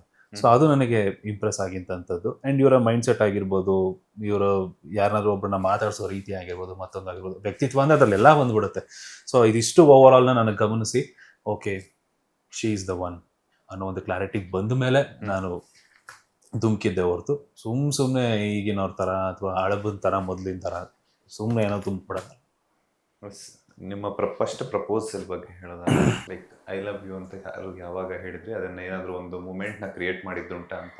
ಇಲ್ಲ, ನಾವಿಬ್ರು ಒಬ್ರಿಗೊಬ್ರು ಐ ಲವ್ ಯು ಹೇಳೇ ಇಲ್ಲ. ಸ್ಟಾರ್ಟಿಂಗಲ್ಲಿ ನಾನು ಹೋದೆ, ರಾಣಾ ಸರ್ ನನಗೆ ನಿಮ್ಮ ಮೇಲೆ ಫೀಲಿಂಗ್ಸ್ ಇದೆ ಅಂತ ಹೇಳಿದ್ದೆ. ಆಮೇಲೆ ಇವ್ರು ಇಲ್ಲ ಅಂದ್ರು ನನ್ನ ಪಾಡಿ ನಾನು ಬಂದೆ. ಆಮೇಲೆ ಇವರು ಪ್ರಪೋಸಲ್ಲಿ ಇವ್ರದೊಂದು ಸ್ವಲ್ಪ ಹೆಂಗೆ ಅಂದರೆ ನೆಕ್ಸ್ಟ್ ಲೆವೆಲ್ ಇವ್ರದ್ದು. ಐ ಲವ್ ಯು ಅಲ್ಲ, ರಾಧಾ ನನ್ನ ಮದುವೆ ಆಗ್ತೀಯಾ ಅಂತಾನೆ ಡೈರೆಕ್ಟಾಗಿ ಕೇಳಿದ್ದು. ನಾನು ಕಾಲಲ್ಲಿದ್ದೆ ಅವತ್ತು, ಫೋನಲ್ಲಿ ಹೇಳಿದ್ದು ನನ್ನ ಮದುವೆ ಆಗ್ತೀಯಾ ರಾಧಾ ಅಂತ ಕೇಳಿದ್ರು. ನಾನು ಇವರೇ ನಿಂಗೆ ಮಾತಾಡ್ತಾ ಇದ್ದಾರಲ್ಲ, ಅದರಲ್ಲೂ 7 o'clock ಹತ್ತತ್ರ ನಾವು ಶೂಟಿಂಗ್ ಮುಗಿಸ್ಕೊಂಡು ಮನೆಗೆ ಬಂದಿದ್ವಿ, ಅದು ಬೇಗ ಮುಗ್ದಿತ್ತು. ಹಿಂಗಂದ್ರಲ್ಲ, ಮೋಸ್ಟ್ಲಿ ಹುಡುಗರು ಆ ಟೈಮಲ್ಲಿ ಕುಡಿದು ಮಾಡೋ ಏನೋ ಆ ಥರ ಏನೋ ಇರ್ಬೋದು, ಸೀರಿಯಸ್ ಆಗಿಲ್ಲ ಇವರು ಅಂತ ಹೇಳಿ ನಾನು ಅವ್ರನ್ನ ಫಸ್ಟ್ ಸೀರಿಯಸ್ ಆಗಿ ತಗೊಳ್ಳಿಲ್ಲ. ಆಮೇಲೆ ಇನ್ನೊಂದ್ಸಲ ಯಾವಾಗ ಹೇಳಿದ್ರು ಓಕೆ ಇದು ಸೀರಿಯಸ್ ಆಗಿ ಬರ್ತಿರೋ ಮ್ಯಾಟ್ರು ಅಂತ ಹೇಳಿ ಆವಾಗ ಅದನ್ನ ಕನ್ಸಿಡರ್ ಮಾಡಿ ಇಲ್ಲ ಇವಾಗ ಅದ್ರ ಬಗ್ಗೆ ಮಾತಾಡೋದು ಬೇಡ, ಸ್ವಲ್ಪ ಟೈಮ್ ಕೊಡಿ ಅಂತ ಹೇಳಿ ನಾನೊಂದು 2 ದಿನ 3 ದಿನ ಅದ್ಯಾಕೆ ತಗೊಂಡಿದ್ದು 2 ದಿನ 3 ದಿನ? ಈಗ ನೀವೇ ಹೋಗಿ ನನಗೆ ಫೀಲಿಂಗ್ಸ್ ಇದೆ ಅಂತ ಹೇಳಿದ್ರಿ, ಮತ್ತೆ ಕೇಳಿ ಬಿಡಂಗಿಲ್ಲ ಈಗ ಕೇಳಿ. ಓ ಯೋಚನೆ ಮಾಡಕ್ಕೆ ಇಷ್ಟ ದಿನ ಬೇಡ ಒಂದು ನೀಕ್ ಸಡನ್ ಆಗಿ ಏನಕ್ಕೆ ಇಷ್ಟ ಆಗ್ಬಿಟ್ಟೆ? ನನ್ಗೆ ಹೇಗೆ ಅಂದ್ರೆ ಅವತ್ತು ಬೇಡ ಅಂದ್ರು ಅಲ್ವಾ, ಇವಾಗ ಸಡನ್ ಆಗಿ ನನ್ ಮೇಲೆ ಫೀಲಿಂಗ್ಸ್ ಬರ್ತದ ಅಂದ್ರೆ ಏನಾದ್ರು ಮಾಡ್ತಿದಾರ, ನಿಜ ಇರ್ಬೋದಾ ಅಂತ ಹೇಳಿ ನಂಗೆ ಡೌಟ್ ಇತ್ತು. ಜೊತೆಗೆ ಆ ಒಂದು ಇದ್ರಲ್ಲಿ ನಾನು ಕಂಪ್ಲೀಟ್ ಫಿಕ್ಸ್ ಆಗ್ಬಿಟ್ಟಿದ್ದೆ, ಓಕೆ ಇವ್ರಿಗೆ ಯಾವತ್ತೂ ನನ್ನ ಮೇಲೆ ಫೀಲಿಂಗ್ಸ್ ಬರಲ್ಲ. ಅಂದ್ರೆ ನಾನೊಂಥರ ಹೇಗೆ ಅಂದ್ರೆ ಈ ಸೀರೆ ಉಟ್ಕೊಂಡು ಜುಗ್ಗಿ ಹಾಕೊಂಡು ಬ್ಯಾಂಗಲ್ಸ್ ಹಾಕೊಂಡು ಈ ಥರ ಒಂಥರ ಇದ್ದಂಥ ಹುಡುಗಿ. ನನ್ನಂಥವಳನ್ನ ಯಾರು ಇಷ್ಟಪಡ್ತಾರೆ? ಯಾವ ಹುಡುಗಂಗೆ ಇಷ್ಟ ಆಗುತ್ತೆ? ಆಬ್ವಿಯಸ್ಲಿ ಇವ್ರಿಗಂತೂ ಖಂಡಿತ ಇಷ್ಟ ಆಗಲ್ಲ ಅಂತ ಹೇಳಿ ನಾನು ಅಂದ್ಕೊಂಡಿದ್ದು. ಬಟ್ ಇಲ್ಲಿ ಉಲ್ಟಾ ಆಗಿದೆ, ಅವ್ರಿಗೆ ಅದೇ ಇಷ್ಟ ಆಗಿದೆ. ಆ್ಯಂಡ್ ಅದೊಂದು ಇದರಲ್ಲಿದ್ದಾಗ ನಾನು ಮೋಸ್ಟ್ಲಿ ಆಗಲ್ಲ ಅಂತ ಹೇಳಿ ನಾನು ಫಿಕ್ಸ್ ಆಗಿಬಿಟ್ಟಿದ್ದೆ. ಆಮೇಲೆ ಇವ್ರು ಪ್ರಪೋಸ್ ಮಾಡಿದ್ಮೇಲೆ ನಾನು ನಿಜಾನಾ ಅಲ್ವಾ ಅಂತ ಹೇಳಿ ಒಂದಷ್ಟು ಟೈಮ್ ತಗೊಂಡು ಇವರು ನಿಜವಾಗ್ಲೂ ನನ್ನ ಚೆನ್ನಾಗಿ ನೋಡ್ಕೊಳ್ತಾರೆ, ಆ ಪ್ರೀತಿಯಿಂದ ನೋಡ್ಕೊಳ್ತಾರೆ, ಯಾಕೆಂದರೆ ಹಿಂದೆ ಬೇರೆ ರಿಜೆಕ್ಟ್ ಮಾಡಿಬಿಟ್ಟಿದ್ರು, ಇನ್ನು ಹೇಗೆ ನೋಡ್ಕೊಳ್ತಾರೋ ಏನೋ ಅಂತ ಹೇಳಿ ನಂಗೆ ಸ್ವಲ್ಪ ಇದಿತ್ತು. ಹಾಗಾಗಿ ಒಂದು 2 to 3 days ನಾನು ಟೈಮ್ ತಗೊಂಡೆ. ಇಲ್ಲ ಅಂದಿದ್ರೆ ಅವಾಗಲೇ ಒಪ್ಕೊಳ್ತಾ ಇರ್ತಾರೆ. ಅವ್ರು ಒಂದು ಲುಕ್ ಕೊಡ್ತಾರೆ, ಆ ಲುಕ್ಗೆ ಏನು ಅನ್ಸುತ್ತೆ ನಿಮ್ಗೆ? ಕೇಳಿ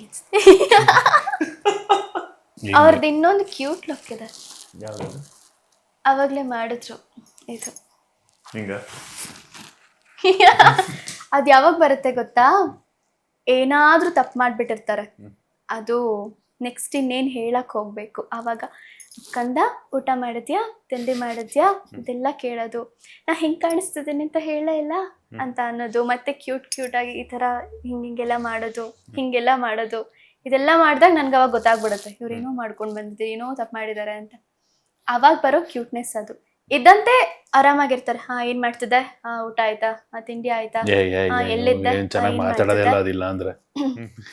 ಈಗ ಚೆನ್ನಾಗಿ ಹೇಳ್ತಿರೋದು ನಾನು. ಹಿಂಗ್ ಮಾತಾಡ್ತಾರೆ. ಈ ಪಾಡ್ಕಾಸ್ಟ್ ಈ ಇಂಟರ್ವ್ಯೂ ನೋಡಿದ್ಮೇಲೆ ಯಾರ್ಯಾರು ನನ್ನ ಮೇಲೆ ಏನೇನ್ ತಿಳ್ಕೊತಾರೋ. ಯಾರು ಕೋಪ ಮಾಡ್ಕೊಂಡು ಸಾರಿ ಕೇಳಿದಾರೆ? ಹಂಗೇನಿಲ್ಲ, ಕೋಪ ಅಂತ ಈಗ ಜಾಸ್ತಿ ಅವರೇ ಕೋಪ ಮಾಡ್ಕೊಳ್ಳೋದು, ಅದಕ್ಕೆ ಇದೇನಾಗುತ್ತೆ ಗೊತ್ತಾ, ಇದು ಈ ಕೋತಿ ಕೈಲಿ ಅದೇನೋ ಕೋತಿಗೆ ಎಂಡ ಕುಡಿಸೋದು ಅಂತಾರಲ್ಲ, ಹಂಗೆ ಕತೆ. ಏನೋ ಒಂದು ತಪ್ಪು ನಡೆದಿರುತ್ತೆ, ಅದು ಯಾರದು ತಪ್ಪು ಅಂತ ಇನ್ನೂ ಡಿಸೈಡ್ ಆಗಿರಲ್ಲ. ನಾನ್ ಕೋಪ ಮಾಡ್ಕೊಂಡು ಇನ್ನೊಂದೇನೋ ಎಡವಟ್ ಮಾಡ್ಬಿಡ್ತೀನಿ, ಅದೆಷ್ಟು ಏನೇನು ಹೊಡೆದಾಕಿದೀನೋ ಗೊತ್ತಿಲ್ಲ ಇದುವರೆಗೂ.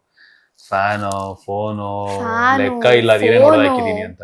ಏನ್ ಕೈಗೆ ಸಿಗುತ್ತೋ ಸಿಕ್ಕಿದ್ನೆಲ್ಲ ಎಸಿ. ಅವರು ಒಂದ್ಸಲ ವಿಡಿಯೋ ಕಾಲ್ ಅಲ್ಲಿ ಇದ್ದಾಗ ಒಂದ್ಸಲ ಫೋನ್ ಎತ್ತಿ ಎಸ್ತಿದ್ರು, ಅಷ್ಟು ಯೋತಿವ. ಆಮೇಲೆ ಏನಾಯ್ತು ಗೊತ್ತಾ, ಇವರು ಇನ್ನೊಂದು ಫೋನ್ ತಗೊಂಡ್ರು. ಇವ್ರಿಗೆ ಯಾವಾಗಾದ್ರೂ ಕೋಪ ಬಂದ್ಬಿಟ್ಟಾಗ, ಯಾವ್ದಾದ್ರು ಬೇರೆ ವಿಷಯಕ್ಕೆ ಏನ್ಕಾದ್ರೂ ಆಗಿಲಿ ಕೋಪ ಬಂದಾಗ, ಫೋನ್ ಇಸ್ಬೇಡ 1.5 ಲಕ್ಷ, ಫೋನ್ ಇಸ್ಬೇಡ 1.5 ಲಕ್ಷ ಅಂತ ಅವ್ರಿಗೆ ತಲೆಗೆ ತುಂಬಿ ತುಂಬಿ ತುಂಬಿ ತುಂಬಿ ಆ ಫೋನು ಇಲ್ಲಿವರೆಗೂ ಇದೆ. ಇಲ್ಲ ಅಂದಿದ್ರೆ ಅದ್ ಯಾವಾಗ್ಲೂ ಹೋಗ್ಬೇಕಾಗಿತ್ತು. ಕಷ್ಟಪಟ್ಟಿರೋ ದುಡ್ಡಲ್ವಾ. 2 ನಿಮಿಷಕ್ಕೆ ಕೋಪಕ್ಕೆ ಅದು ಈಗ ಅಂತಲ್ಲ, ಅವಾಗಿಂದನು. ಈಗ ಅದನ್ನ ಹೇಳಿದ ಅವೆಲ್ಲ ಸ್ವಲ್ಪ ಅಡಗಿದೆ, ಒಪ್ಕೋತಾ ಇದೀನಿ, ಸತ್ಯ ಇಲ್ಲ ಅಂತಲ್ಲ, ಅವೆಲ್ಲ ಸ್ವಲ್ಪ ಅಡಗಿದೆ. ಅಲ್ಲ, ಈಗ ನೀವು ಇಬ್ರು ಮ್ಯೂಚುವಲ್ ಆಗಿ ಒಬ್ಬರನ್ನೊಬ್ರು ಇಷ್ಟಪಟ್ರಿ, ಅದಾದ ನಂತರ ಸೆಟ್ಟಲ್ಲಿ ಯಾರಿಗೂ ಗೊತ್ತಾಗ್ಲಿಲ್ವಾ? ನಿಮ್ಮನ್ನ ಯಾರನ್ನೂ ಅಬ್ಸರ್ವ್ ಮಾಡಿಲ್ವಾ? ಮಾಡಿರೋದುಂಟು, ಬಟ್ ಯಾರು ಯಾಕೆಂದ್ರೆ ಕೇಳೋ ಧೈರ್ಯ ಮಾಡಿರ್ಲಿಲ್ಲ. ಬಟ್ ಇವರು ವನಿತಾ ವಾಸು ಮಾಮು ಡೈರೆಕ್ಟ್ ಆಗಿ ಬಂದು ಅವ್ರಿಗೆ ಶೂಟ್ ಮಾಡಿದ್ದು ಕ್ವಶನ್. ಅವ್ರಿಗೆ What's going ಸೆನ್ಸ್ on? ಆಗಿದೆ. What's going on man, son what's going on. Mom ಅಂದೆ ನಾನು, ಇಟ್ಸ್ ಓಕೆ, ಟೆಲ್ ಮೇಕ್ ಮ್ಯಾಮ್ಗೆ ಗೊತ್ತಿತ್ತು, ವನಿತಾ ಮ್ಯಾಮ್ಗೆ ಗೊತ್ತಿತ್ತು. ಅದ್ ಬಿಟ್ರೆ ಮಿಕ್ದು ಎಲ್ರಿಗೂ ಡೌಟ್ ಇತ್ತು. ಬಿಕಾಸ್ ನಾನು ಸೋಷಿಯಲ್ ಮೀಡಿಯಾ ನಾನು ಕಂಪ್ಲೀಟ್ ಇನ್ಆಕ್ಟಿವ್. ಯಾವ್ದೋ ತಿಂಗಳಿಗೋ 2 ತಿಂಗಳಿಗೋ ಒಂದು ಪೋಸ್ಟ್ ಹಾಕೋದೇ ದೊಡ್ಡ ವಿಷಯ. ನಾನು ಅಂತದ್ರಲ್ಲಿ ನಾನು ಇವ್ರ ಜೊತೆ ಸೇರ್ಕೊಂಡು ರೀಲ್ಸ್ ಮಾಡೋದಂತೆ, ಇವ್ರು ನನ್ನ ಜೊತೆ ಸೇರ್ಕೊಂಡು ರೀಲ್ಸ್ ಮಾಡೋದಂತೆ, ನಾವ್ ಯಾರಿಗೋ ಒಬ್ರಿಗೊಬ್ರು ಜಾಸ್ತಿ ಮಾತಾಡದಿರೋರು ಇಬ್ರು ಒಟ್ಟಿಗೆ ಸೇರ್ಕೊಂಡು ಮಾತಾಡೋದಂತೆ. ಆಬ್ವಿಯಸ್ಲಿ ಮಾತಾಡ್ತಾ ಇರಲಿಲ್ಲ ಯಾರ ಜೊತೆನೂ. ಅಂದ್ರೆ ನಾನ್ ನನ್ನ ಪಾಡಿ ನಾನು ಇರ್ತಿದ್ದೆ, ಇವ್ರ ಪಾಡಿಗೆ ಇರ್ತಿದ್ರು. ನಾನ್ ಬರೋವರೆಗೂ ಇವ್ರ ಪಾಡಿಗೆ ಇರ್ತಾ ಇದ್ರು, ನಾನು ಬಂದ್ಮೇಲೆ ನನ್ನ ಪಾಡಿಗೆ ನಾನು ಇರ್ತಿದ್ದೆ. ಇಬ್ರು ಆ ತರ ಇಂಟ್ರೋವರ್ಟ್ ವ್ಯಕ್ತಿಗಳು ಒಟ್ಟಿಗೆ ಸೇರ್ಕೊಂಡು ಅಷ್ಟು ಮಾತಾಡ್ತಾ ಇದ್ದಾರೆ, ಅಷ್ಟು ರೀಲ್ಸ್ ಮತ್ತೊಂದು ಎಲ್ಲ ಮಾಡ್ಕೊಂಡಿದ್ದಾರೆ ಅಂತ ಅಂದಾಗ ಆಬ್ವಿಯಸ್ಲಿ ಅದೊಂದು ಡೌಟ್ ಅಂತ ಬಂದೇ ಬರುತ್ತೆ. ಆ ಡೌಟ್ ಎಲ್ಲಾರ್ಗೂ ಇತ್ತು. ಬಟ್ ರಿವೀಲ್ ಮಾಡಿದಾಗ ಎಲ್ರಿಗೂ ದೊಡ್ಡ ಶಾಕ್ ಅದು. ನಾನು ಆ ಒಂದು ಇವ್ರು ಹೇಳ್ದಂಗೆ ಆ ಒಂದು ಕೆಲವು ಸೆಗ್ಮೆಂಟ್ ಅಲ್ಲಿ ಇಂಟ್ರೋವರ್ಟ್ ಆಗಿ ಒಬ್ನೇ ಮಂಗ್ ಕೊಡ್ತಿದ್ ಕಾರಣ ಅದು ಬೇರೆನೇ ಇತ್ತು. ಅದ್ ಬಿಟ್ಕೊಂಡು apart from that I was just a good chilling guy. ಈ ದರಿದ್ರ ಅನ್ನೋದೊಂದು ಬಿಟ್ಟಾಗ ಎಲ್ಲ ಸರಿ ಹೋಗುತ್ತೆ ನನಗೆ. ಎಸ್, ಈಗ ನಿಮ್ಮ ಎಂಗೇಜ್ಮೆಂಟ್ ಫೋಟೋಸ್ ಸಾಕಷ್ಟು ವೈರಲ್ ಆಗುತ್ತೆ. ಇಡೀ ಕರ್ನಾಟಕಕ್ಕೆ ಇವರಿಬ್ರು ಎಂಗೇಜ್ ಆಗಿದ್ದಾರೆ ಅನ್ನುವಂಥ ವಿಚಾರ ಗೊತ್ತಾಗುತ್ತೆ. ಸೊ ಯಾಕೆ ಹೈಡ್ ಮಾಡಿದ್ರಿ ಅನ್ನುವಂಥದ್ದು? ಹೈಡ್ ಮಾಡ್ಬೇಕು ಅಂತ ಮುಖ್ಯ ಕಾರಣ ಇದ್ದಿದ್ದು, ಮದುವೆಗೆ 1 ತಿಂಗಳಿದ್ದಂಗೆ ಹಾಕೋಣ ಅಂತ ಮೇಜರ್ ಆಗಿದೆ. ನಮ್ಗೆ ಪ್ರೈವೇಸಿ ಬೇಕು, ಅಂದ್ರೆ ಪ್ರೈವೇಟ್ ಆಗೇ ಇರ್ಲಿ, ಬೇಡ ಏನಕ್ಕೆಲ್ಲ ಪೋಸ್ಟ್ ಎಲ್ಲ ಹಾಕಿ ಏನಕ್ಕೆ ರಿವೀಲ್ ಮಾಡೋದು ಅಂತ ಹೇಳಿ ಫಸ್ಟ್ ಇತ್ತು.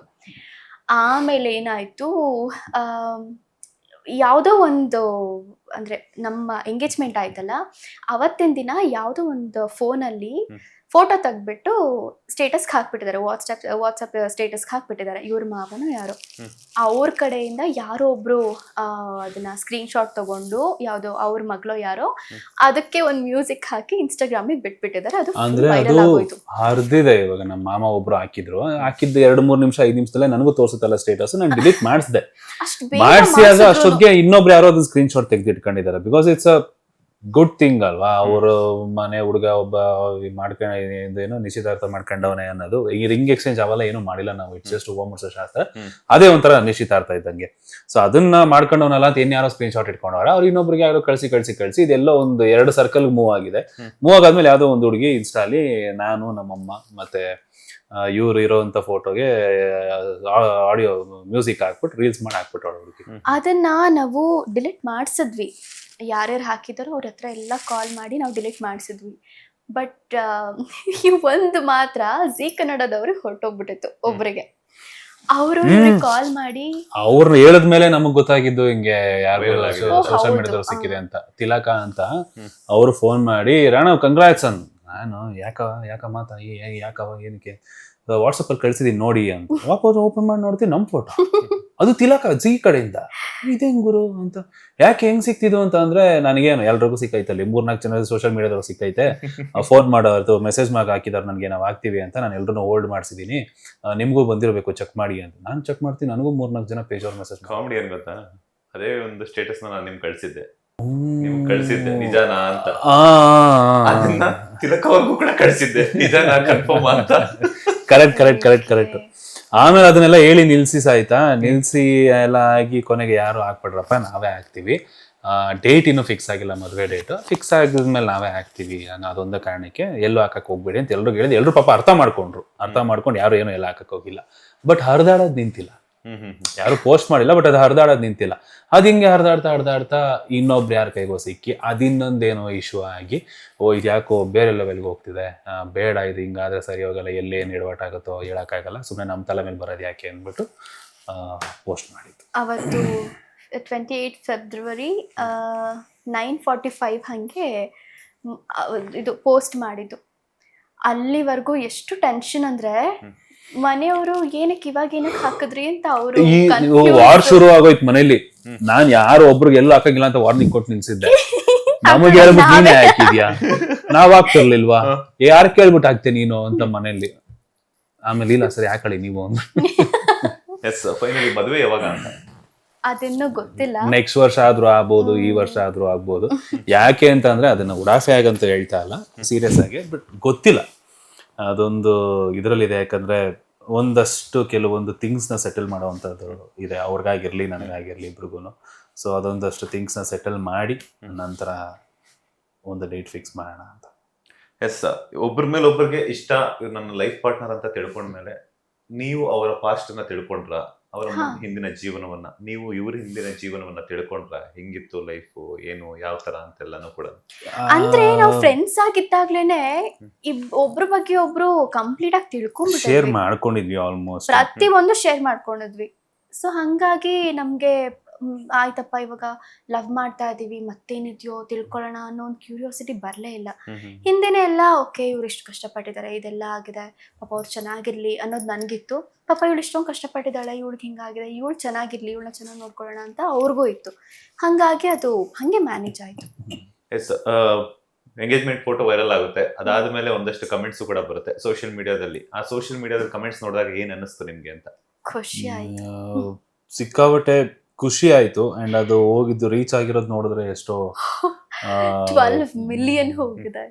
ಒಂದ್ ಫೋಟೋ 11 ಮಿಲಿಯನ್ ಹೋಗಿದೆ, ಇನ್ನೊಂದ್ ಫೋಟೋ 12 ಮಿಲಿಯನ್ ಹೋಗಿದೆ. ಅಂಡ್ ಅದನ್ನ ಯಾರ್ಯಾರು ಪೋಸ್ಟ್ ಮಾಡಿ ಹಾಕಿದ್ರು ಅವ್ರಗಳದು ಅದು ಮಿಲಿಯನ್ಸ್ ಹೋಗಿದೆ. ಸೊ ತುಂಬಾ ಒಳ್ಳೆ ರೆಸ್ಪಾನ್ಸ್ ಸಿಕ್ಕಿದಂತೂ ಖುಷಿ ಆಯ್ತು.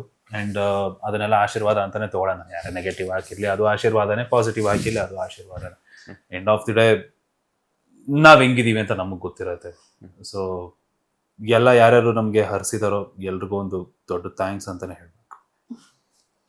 ಎಸ್, ಈಗ ನೆಕ್ಸ್ಟ್ ಫಿನಾನ್ಷಿಯಲ್ ಪ್ಲಾನಿಂಗ್. ಒಬ್ರು ನಮ್ಮ ಲೈಫ್ ಎಂಟ್ರಿ ಕೊಡ್ತಾರೆ ಅಂತಂದಾಗ ಒಂದಷ್ಟು ಫಿನಾನ್ಷಿಯಲ್ ಪ್ಲಾನಿಂಗ್ ಅಂತ ಇಟ್ಕೋಬೇಕು, ಒಂದ್ ಮನೆ ಅಂತ ಮಾಡ್ಕೋಬೇಕು. ಈಗ ನೀವು ಕಷ್ಟಪಟ್ಟಿದ್ರ ಅಂತ ಹೇಳ್ಬಿಟ್ಟು ಅವರು ನಿಮ್ಮನ್ನ ಅರ್ಥ ಮಾಡ್ಕೊಳ್ತಾರೆ, ಅವ್ರು ಕಷ್ಟಪಟ್ಟಿದಾರೆ ಅಂತ ಹೇಳ್ಬಿಟ್ಟು ನೀವು ಅವರನ್ನ ಅರ್ಥ ಮಾಡ್ಕೊಳ್ತಾ ಇದ್ರ. ನೆಕ್ಸ್ಟ್ ಪ್ಲಾನ್ಸ್ ಏನ್ ಇಟ್ಕೊಂಡಿದ್ದೀರಾ ಲೈಫ್ಗೆ ಅಂತ ಆಫ್ಟರ್ ಮ್ಯಾರೇಜ್? ನನ್ಗಿರೋದು ಮೈಂಡ್ ಸೆಟ್ ಇಷ್ಟೇ. ಈಗ ನಾವಿಬ್ರು ವಿ ಆರ್ ಗೆಟಿಂಗ್ ಸೆಟಲ್ಡ್, ಇಬ್ರು ಒಟ್ಟಿಗೆ ಸೆಟಲ್ ಆಗೋಣ. ಇವಾಗ ಅವ್ರು ಸೆಟಲ್ ಆಗಲಿ ಅಂತ ನಾನು ಅವ್ರಿಗೆ ಒಂದೇನು ಒಳ್ಳೇದು ಬಯಸೋದಿರ್ಬೋದು, ಅದು ಹಾಗೆ ಇರುತ್ತೆ. ನಾನು ಬೆಳಿಲಿ ಅಂತ ಅವ್ರು ನನಗೆ ಒಳ್ಳೇದು ಬಯಸೋದೇನು, ಅದು ಹಾಗೆ ಇರುತ್ತೆ. ಇಬ್ರು ಒಟ್ಟಿಗೆ ಗ್ರೋತ್ ಆಗ್ತೀವಿ. ನೆಕ್ಸ್ಟು ಕೆಲವೊಂದು ಪ್ಲಾನ್ಸ್ ಇದೆ, ಬಟ್ ಅದಲ್ಲಿ ಇಲ್ಲಿ ಹೇಳೋದು ಬೇಡ ಅನ್ಕೊಳ್ತೀನಿ. ಕೆಲವೊಂದು ಪ್ಲಾನ್ಸ್ ಇದೆ, ಅದರಂತೆ ಎಲ್ಲ ಪ್ಲಾನ್ ಮಾಡ್ಕೊಂಡು ಮುಂದೆ ಹೋಗ್ತೀವಿ. ಒಟ್ನಲ್ಲಿ ಏನು ಅಂದ್ರೆ ನಾವೇನು ಡೆವಲಪ್ಡ್ ನೇಷನ್ ಅಲ್ಲ, ನಾವಿಬ್ರು ಇನ್ನು ಡೆವಲಪಿಂಗ್ ಅಂಡರ್ ಡೆವಲಪ್ಡ್ ನೇಷನ್ ನಾವು. ಸೊ ಜನ ಅನ್ಕೋಬಹುದು ಇವ್ರಗಳೇನು ಆರ್ಟಿಸ್ಟು, ಇವ್ರ ಹತ್ರ ಎಲ್ಲ ಚೆನ್ನಾಗಿರುತ್ತೆ, ಮನೆ ಕಡೆ ಚೆನ್ನಾಗಿರುತ್ತೆ, ಹಂಗೆ ಹಿಂಗೆ ಅಂತ. ಇಲ್ಲ, ಅವೆಲ್ಲ ಏನೂ ಇಲ್ಲ. ಇದ್ರು ನಮ್ಮ ಪಾಲಿಗೆ ಯಾವುದೂ ಇಲ್ಲ. ಸೊ ಆ ರೀತಿ ಬದುಕ್ತಾ ಇರೋರು ನಾವು. ಅಂಡ್ ನಾವು ಮನೇಲಿ ಹೇಗಿರ್ತೀವಿ, ನಮ್ಮ ದಿನಚರಿ ಹೇಗಿರುತ್ತೆ ಅಂತ ಬರೀ ನಮಗೆ ಮಾತ್ರ ಗೊತ್ತಿರುತ್ತೆ. ನೋಡೋರ್ ಕಣ್ಣಿಗೆ ಬಣ್ಣ ಹಚ್ಕೋತೀವಿ, ನಾಟಕ ಆಡ್ತೀವಿ, ಅಥವಾ ಡ್ರಾಮಾ ಮಾಡ್ತೀವಿ, ಆ್ಯಕ್ಟಿಂಗ್ ಮಾಡ್ತೀವಿ, 1000 ಇರ್ಬೋದು. ಬಟ್ ಎಲ್ರ ಥರನೇ ನಾವು ಮನುಷ್ಯರೇ. ಈಗ ಹಂಗೆ ನೋಡೋಕೆ ಹೋದ್ರೆ ಎಷ್ಟೋ ಜನದ ಮನೆಗಳಿಗಿಂತ ಒಂದಿಗೆ ಜಾಸ್ತಿ ಸಮಸ್ಯೆಗಳು ನಮ್ಮ ಮಧ್ಯಾಹ್ನ ಇದ್ದಾವೆ. ಬಟ್ ಅದು ಯಾರಿಗೂ ಗೊತ್ತಾಗಲ್ಲ ಅಷ್ಟೇ. ಕ್ಯಾಮ್ರಾ ಮುಂದೆ ಬಂದಾಗ ನಗ್ನಗ್ತಾ ಕೂತಿರ್ತೀವಿ, ಮಾತಾಡ್ತೀವಿ, ಯಾರಿಗೂ ಗೊತ್ತಾಗಲ್ಲ. ಬಟ್ ಡೀಪಾಗಿ ಇಳಿದು ಒಳಗೆ ನೋಡಿದ್ರೆ ತುಂಬಾನೇ ಇರುತ್ತೆ. ಈ ಡೆಸ್ಟಿನಿ ವೆಡ್ಡಿಂಗ್ ಅನ್ನುವಂಥದ್ದು ಏನಾದ್ರು ಪ್ಲಾನ್ ಇದೆಯಾ? ಇಲ್ಲ, ಅಂದರೆ ನಾವು ತುಂಬ ಸಿಂಪಲ್ಲಾಗಿ ಇರುವಂಥ ಮೈಂಡ್ಸೆಟ್ ಅವರು. ಆಡಂಬರ ಇಬ್ರಿಗೂ ಇಷ್ಟ ಇಲ್ಲ. ಆ್ಯಂಡ್ ಆಡಂಬರವಾಗಿ ಮಾಡೋಕ್ಕಾಗಲ್ಲ ಅಂತ ಅಲ್ಲ, ಮಾಡೋ ಎಲ್ಲ ಶಕ್ತಿನೂ ಇದೆ. ಬಟ್ ಆಡಂಬರ ಅಷ್ಟಾಗಿ ಇಬ್ರಿಗೂ ಇಷ್ಟ ಆಗಲ್ಲ. ಸೊ ಒಂದು ಮಟ್ಟಿಗೆ ಚೆನ್ನಾಗಿ ಮಾಡ್ಕೋಬೇಕು ಅಂತ ಒಂದಿದೆ. ನಮಗೆ ಮೇಜರ್ ಆಸೆ ಇರೋದು ಕಾಲಭೈರವೇಶ್ವರ ಇದೆಯಲ್ಲ ಚಿಕ್ಕಮಂಗ್ಳೂರಲ್ಲಿ, ಬೆಟ್ಟದ ಭೈರವೇಶ್ವರ ಸಾರಿ, ಅಲ್ಲಿ ಮದುವೆ ಆಗಬೇಕು ಅಂತ ಬಂದಿದೆ. ಅದು ಬಿಟ್ಟರೆ ನಾರ್ಮಲ್ ವೆಡ್ಡಿಂಗ್ಸ್ ಎಲ್ಲ ಹೇಗಾಗುತ್ತೋ ಅದೇ ರೀತಿನೇ ಪ್ಲ್ಯಾನ್ಸ್ ಇರೋದು, ಎಕ್ಸ್ಟ್ರಾ ಥರ ಏನೂ ಇಲ್ಲ. ಎಸ್, ರಾಣವ್ ಅವ್ರ ಬಗ್ಗೆ ನಿಮ್ಮ ಹತ್ರ ಯಾರಾದ್ರೂ ಬಂದು ಹೊಗಳ್ದಾಗ ಹುಡುಗಿಯರು ಜಲಸ್ ಆಗಿದ್ದುಂಟ ನೀವು? ಭಾರಿ ಜಲಸ್ ಆಗಿದೆ. ಯಾವ ಹುಡುಗಿಗಾಗಲ್ಲ. ಏನ್ ಅನ್ಸುತ್ತೆ ಅವಾಗ? ಏನಾದ್ರು ವಾರ್ನ್ ಮಾಡಿದ್ದುಂಟ? ಯಾರು ಹೊಗಳ್ತಿರ್ತಾರೋ ಇಲ್ಲ ಇಲ್ಲ, ಆ ಥರ ವಾರ್ನಿಂಗ್ ಎಲ್ಲ ಕೊಟ್ಟಿದ್ದು. ಹಿಂಗೆ ಅಂತ ಮೇಡಮ್ ಈಗ ಏನೋ ಅಂತಾರಲ್ಲ, ಯಾವ ಮೈ? ಕರುಣಾಮಯಿ ಅಲ್ಲ, ಫುಲ್ ತಾಳ್ಮೆ ಇದು ಏನೋ ಅಂತಾರ ಗೊತ್ತಾ, ಅದಕ್ಕೆ ಪೀಕು ಮ್ಯಾಮು. ತುಂಬಾ ಜನ ಬಂದು ಫೋಟೋಸ್ ಎಲ್ಲ ತಗೊಳ್ಳೋದು, ಅಂದ್ರೆ ಹಾರೈಸೋದು, ನೀವಂದ್ರೆ ನಂಗೆ ತುಂಬಾ ಇಷ್ಟ ಎಲ್ಲ ಹೇಳಿದಾರೆ, ಎಲ್ಲ ಸೇರ್ಸಿನೇ ಹೇಳ್ತಿರೋದು. ನೀವಂದ್ರೆ ನಂಗೆ ತುಂಬಾ ಇಷ್ಟ, ನೀವು ಆಕ್ಟಿಂಗ್ ತುಂಬಾ ಚೆನ್ನಾಗಿ ಮಾಡ್ತೀರಾ ಅಂತ ಎಷ್ಟೋ ಜನ ಮಾತಾಡ್ಸಿ ಹೋಗಿರೋದುಂಟು. ಅಂಡ್ ಇವ್ರನ್ನ ಮಾತಾಡ್ಸಿ ನನ್ನ ಪಕ್ಕದಲ್ಲಿ ಇರೋದನ್ನ ನೋಡಿನೂ ಕೂಡ ನನ್ನ ಮಾತಾಡಿಸ್ದೆ ಹೋಗಿರೋದು ಉಂಟು ಎಷ್ಟೋ ಜನ. ಸೊ ಅದೆಲ್ಲ ನೋಡಿದಾಗ ಒಂದ್ ಕಡೆ ಅದು ಹೇಳೋದು ಸ್ವಲ್ಪ ಚೈಲ್ಡಿಶ್ ಅನ್ಸುತ್ತೆ. ಬಟ್ ನನ್ನ ಪಾಪು ಇವರು ಅಂತ ಮನ್ಸಲ್ಲಿ ಬರುತ್ತೆ, ಬಟ್ ಅದು ಹೇಳಕ್ಕಾಗಲ್ಲ. ಹಂಗೆ ಕೆಲವೊಂದ್ಸಲ ಅನ್ಸುತ್ತೆ. ಬಿಟ್ರೆ ಅವರೆಲ್ಲ ಕೊಡೋ ಪ್ರೀತಿ ಆಗಿರ್ಬೋದು, ಅವರು ಈ ಜಯದೇವಲ್ವಾ ಅಂತ ಹೇಳಿ ಓಡ್ ಬಂದು ಹಲೋ ಸರ್ ನಾನು ನಿಮ್ಮ ಫ್ಯಾನು ಅದು ಇದು ಅಂತ ಎಲ್ಲ ಹೇಳ್ತಾರಲ್ಲ, ಅದೆಲ್ಲ ನೋಡಿದಾಗ ತುಂಬ ಖುಷಿ ಆಗುತ್ತೆ. ಓಕೆ, ಯು ಡಿಡ್ ಇಟ್ ಪಾಪು ಅನ್ನೋ ಥರ ನಂದೊಂದು ಫೀಲ್ ಇರುತ್ತೆ. ಸೊ ಜಲಸಿ ಒಂದು 10% ಆದರೆ ಇನ್ನು 90% ಕಂಪ್ಲೀಟ್ ಆಗಿ I am so proud of him. Ranav ಅವರೇ, ಏನು ಯೋಚನೆ ಮಾಡ್ತಾ ಇದ್ರ? ಅದೇ ಅವ್ರು ಬಂದು ಮಾತಾಡ್ಸೋದು, ನಾನು ಆಡೋದು ಎಲ್ಲ ಯೋಚನೆ ಮಾಡ್ತಿರ್ತಾರಲ್ಲ ಅಲ್ವಾ, ಮತ್ತೆ ನೀನು ಯೋಚನೆ ಮಾಡ್ತೀನಿ. ನಿಮ್ಮ ಅವ್ರು ಬಂದು ನಿಮಗೆ ಫೀಲಿಂಗ್ ಶುರುವಾಗೋಕ್ಕಿಂತ ಮುಂಚೆ ಯಾರಾದ್ರೂ, ಅಥವಾ ಫೀಲಿಂಗ್ ಶುರು ಆದ್ಮೇಲೆ, ಅಥವಾ ಈ ವಿಚಾರ ಎಲ್ಲ ಕಡೆ ವೈರಲ್ ಆದ್ಮೇಲೆ ಹೆಂಗ್ ಪಟಾಯಿಸಿದ ಮಗ ಅಂತ ಹುಡುಗಿನ ಅಂತ ಹೇಳ್ಬಿಟ್ಟು ಯಾರಾದ್ರು ನಿಮ್ ಫ್ರೆಂಡ್ಸ್ ಕೇಳಿದ್ದುಂಟ? ನನ್ನ ಹತ್ರ ಯಾರು ಹಂಗೆ ಮಾತಾಡಲ್ವಾ? ಬಟ್ ನನಗಿರೋ ಫ್ರೆಂಡ್ ಸರ್ಕಲ್ ಎಲ್ಲ genuine friends, genuine in the sense like matured friendship. ಆ ರೀತಿ ಎಲ್ಲ ಮಾತಾಡುವಂಥದ್ದು ಮತ್ತೊಂದು ಮಗದೊಂದು ಆ ಥರ ಎಲ್ಲ ಯಾರೂ ಇಲ್ಲ. ಬಟ್ ಹೆಂಗ್ ಶುರು ಆಯ್ತು ನಿಮ್ದು, ಯಾರ ಹತ್ರನೂ ಹೇಳಿಲ್ವಲ್ಲ ಕತೆ ಹಂಗೆ ಹಿಂಗೆ ಅಂತ ಆ ಕ್ಯೂರಿಯಾಸಿಟಿಲಿ ಆ ವಿಚಾರಗಳನ್ನ ಕೇಳಿದ್ದುಂಟು. ಅದು ಬಿಟ್ರೆ ನಮ್ಮ ಕ್ಲೋಸ್ ಸರ್ಕಲ್ ಅಂತೆಲ್ಲ ಹೇಳಿದ್ದೆ, ಆಲ್ಮೋಸ್ಟ್ ಗೊತ್ತಿತ್ತು, ಅವ್ರಗಳಿಗೆಲ್ಲ ಗೊತ್ತಿತ್ತು. ಬಿಟ್ರೆ ಪಬ್ಲಿಕಲ್ಲಿ ಎಲ್ಲೂ ಗೊತ್ತಿರಲಿಲ್ಲ, ಸೆಟ್ಟಲ್ಲಿ ಯಾರಿಗೂ ಗೊತ್ತಿರಲಿಲ್ಲ. ಸೆಟ್ಟಲ್ಲಿ ಗೊತ್ತಿತ್ತು, ಡೌಟ್ ಇತ್ತು, ಅದು ಬಿಟ್ಟರೆ ಓಪನ್ ಆಗಿ ಯಾರಿಗೂ ಹೇಳಿದಂಥದ್ದಿಲ್ಲ. ನನಗೂ ನೀವು ಹೇಳಿಲ್ಲ ಬಿಡಿ. ಆಫ್ ದಿ ಸ್ಕ್ರೀನ್ ಒಂದ್ಸತಿ ಕೇಳಿದ್ರು ನನ್ನನ್ನ, ಒಂದ್ಸತಿ ಮಂಜುನಾ ಅವ್ರು ಹಿಂಗೆ ಮೈಟಿಟ್ಟು ಇಲ್ಲ ಆಫ್ ದ ಸ್ಕ್ರೀನ್ ಸಾರಿ, ಎಲ್ಲ ಇಂಟರ್ವ್ಯೂ ಎಲ್ಲ ಆದ್ಮೇಲೆ ಇಂಟರ್ವ್ಯೂ ಮುಗೀತು. ನಿಮ್ದೇನು ಶೀಘ್ರಂ ಲಾಂಚ್ ದಿನ, ಲಾಂಚ್ ದಿನ ಹೋದೆ, ಒಂದ್ ಚಿಟ್ ಚಾಟ್ ಆಯ್ತು. ಚಿಟ್ ಚಾಟ್ ಎಲ್ಲ ಆದ್ಮೇಲೆ ಸೈಡ್ ಕರ್ಕೊಂಡೋರೆ. ಸೈಡ್ ಕರ್ಕೊಂಡೋಗಿ ಕೇಳಿದ್ರು, ಏನಂದ್ರು ಕೇಳಿ ಆನ್ಸರ್, ನಿಜನಾ ಅಂತ. ಏನಂದ್ರು ಇಲ್ಲ ಅಂದ್ರ ಕೇಳಿ ಅವ್ರನ್ನೇ. ಆ ತರದ್ದೆಲ್ಲ ಏನಿಲ್ಲ. ಯಾರು ಹೇಳಿದವ್ರು ನಿಮ್ಗೆ? ಇಲ್ಲ ಹಿಂಗೆ ಬರ್ತಿರುತ್ತೆ ಗಾಸಿಪ್ಪು ನ್ಯೂಸು, ನಾವೆಲ್ಲ ತಲೆ ಕೆಡ್ಸ್ಕೊಬೇಡಿ, ಅವ್ರಾಯ್ತು ನಾನಾಯ್ತು, ನಮ್ಗೂ ಅವ್ರಿಗೂ ಅಷ್ಟಕ್ಕಷ್ಟೇ. ಆಮೇಲೆ ನೋಡಿ ಎಂಗೇಜ್ಮೆಂಟ್ ಫೋಟೋ ವೈರಲ್. ಆಮೇಲೆ ಕೂಡ ಕೇಳಿದ್ರು ಕೂಡ ರಿಪ್ಲೈ ಇಲ್ಲ, ತಿಲಕ ಕೇಳಿದ್ರು ಕೂಡ ರಿಪ್ಲೈ ಇಲ್ಲ. ರಾಧಂಗ್ ಹೇಳಿದ್ದೆ ಆಕ್ಚುಲಿ ವಿಚಾರನ, ಅವ್ರಿಗೆ ಕೇಳಿದ್ರು ಅಂತ ನನ್ನ ಹತ್ರ ಹೇಳಿದ್ರು. ಅವಾಗ ನಾನು ಇನ್ ಸ್ವಲ್ಪ ಓಕೆ ನೆಕ್ಸ್ಟ್ ನನ್ನ ಸಿಕ್ಕಿದ್ರೆ ನನ್ನ ಕೇಳ್ತಾರೆ ಇವರು ಅಂತ ಹೇಳಿ ನಾನ್ ಸ್ವಲ್ಪ ಕೇಳಿದೆ. ಇವರು ಕೂಡ ಗೊತ್ತಿಲ್ಲ. ಹೌದಾ? ಹೌದು, ಹಾಗೆ ಗಣೇಶ ಹಬ್ಬದ ಫೆಸ್ಟಿವಲ್ ಟೈಮಲ್ಲಿ ಹೋಗಿದ್ದೆ, ಇವ್ರದ್ದು ಸೀರಿಯಲ್ ಸೆಟ್ ವಿಸಿಟ್ ಹೋಗಿದ್ದೆ. ಅವತ್ತು ಕೇಳಿದೆ, ನಾನವತ್ತು ಇವ್ರನ್ನ ಡೈವರ್ಟ್ ಮಾಡಕ್ಕೆ ಏನೇನೋ ಮಾತಾಡ್ತಿದ್ದೀನಿ, ಸಂಬಂಧನೇ ಇಲ್ಲ, ಹಂಗೆ ಅದಂತೆ ಇದಂತೆ ಅದಂತೆ. ಅಲ್ಲ, ನಾನ್ ಕೇಳ್ತಿರೋದಕ್ಕೂ ನೀವ್ ಹೇಳ್ತಿರೋದಕ್ಕೂ ಸಂಬಂಧನೇ ಇಲ್ಲ, ಏನ್ ಮಾತಾಡ್ತಿದ್ದೀರಾ ನೀವು ಅಂತ. ಓ, ನೀವ್ ಅದನ್ನ ಕೇಳಿದ್ರಲ್ಲ, ಅದಕ್ಕಿಷ್ಟ ಆನ್ಸರ್ ಎಷ್ಟಿಷ್ಟ ನನ್ ಟಾಪಿಕ್ ಕೇಳಿದ್ರ ಅದಕ್ಕೆ ಸಂಬಂಧಪಟ್ಟ ಹಾಗೆ ನನಗೆ ನಿಮ್ಮಿಬ್ರು ವಿಚಾರ ಈ ತರ ಇದೇ ಲವ್ ಮಾಡ್ತಿದ್ದಾರೆ ಅನ್ನುವಂತ ವಿಚಾರ ನನಗ್ ಗೊತ್ತಿತ್ತು. ಹೆಂಗ್ ಗೊತ್ತಿತ್ತು? ಅಫಿಷಿಯಲಿ ನನಗೆ ಕನ್ಫರ್ಮೇಶನ್ ಇರ್ಲಿಲ್ಲ. ಈಗ ನಾವು ನಿಮ್ಮನ್ನ ಇಂಟರ್ವ್ಯೂ ಮಾಡ್ತೇವೆ, ಹೆಂಗ್ ಗೊತ್ತಿತ್ತು?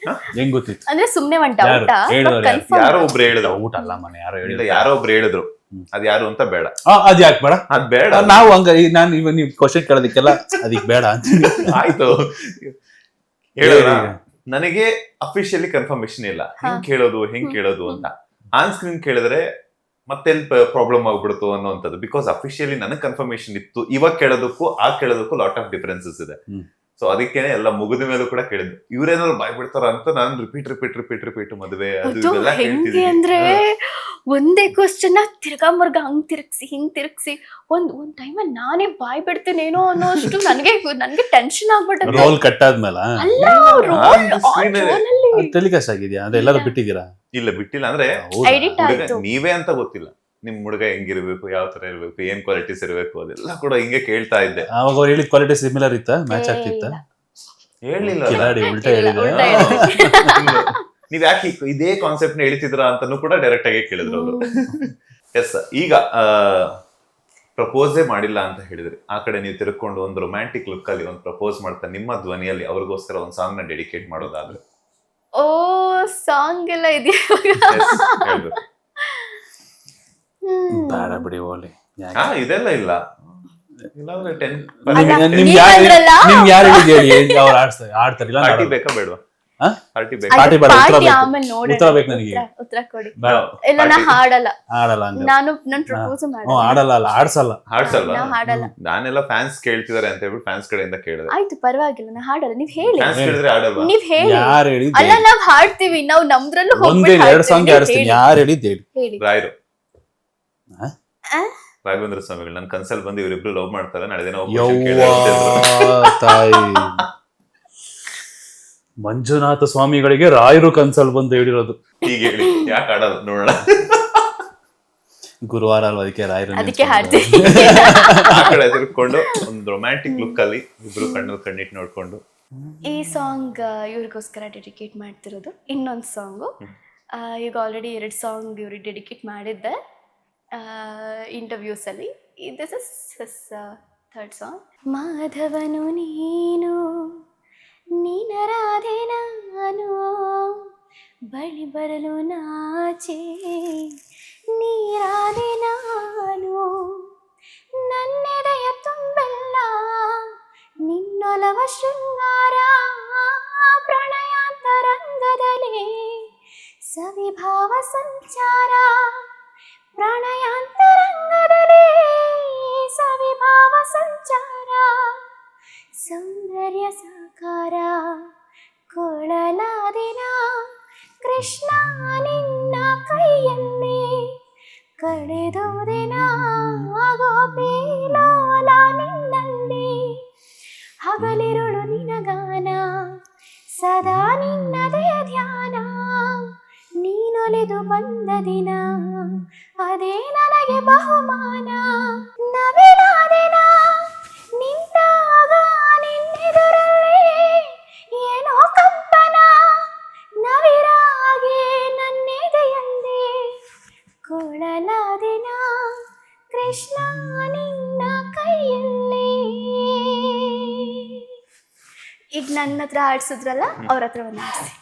ಈಗ ರಾಣ ಆಡ್ಲೇಬೇಕು. ಹೌದು ಹಾಡ್ಲೇಬೇಕು. ಆಡ್ಲೇಬೇಕು. ನಾನ್ ಹಾಡಿಲ್ಲ. ಡಿಫ್ರೆಂಟ್ ಆಗಿ ಪ್ರಪೋಸ್ ಮಾಡಿ. ನಿನದೇ ನೆನಪು ದಿನವೂ ಮನದಲ್ಲಿ, ನೋಡುವ ಆಸೆಯು ತುಂಬಿದೆ ನನ್ನಲ್ಲಿ ನನ್ನಲ್ಲಿ, ತಂಗಾಳಿಯಲ್ಲಿ ಬೆಂದೆ ಏಕಾಂತದಲ್ಲಿ ನಾನೊಂದೇ, ತಂಗಾಳಿಯಲ್ಲಿ ಬೆಂದೆ ಏಕಾಂತದಲ್ಲಿ ನಾನೊಂದೇ, ಅಗಲಲಿ ತಿರುಗಿ ಬಳಲಿದೆ ಇರುಳಲಿ ಬಯಸಿ ಕೊರಗಿದೆ, ಅಗಲಲಿ ತಿರುಗಿ ಬಳಲಿದೆ ಇರುಳಲಿ ಬಯಸಿ ಕೊರಗಿದೆ, ದಿನವೂ ನಿನ್ನ ನಾ ಕಾಣದೆ, ನಿನದೇ ನೆನಪು ದಿನವೂ ಮನದಲ್ಲಿ, ನೋಡುವ ಆಸೆಯು ತುಂಬಿದೆ ನನ್ನಲ್ಲಿ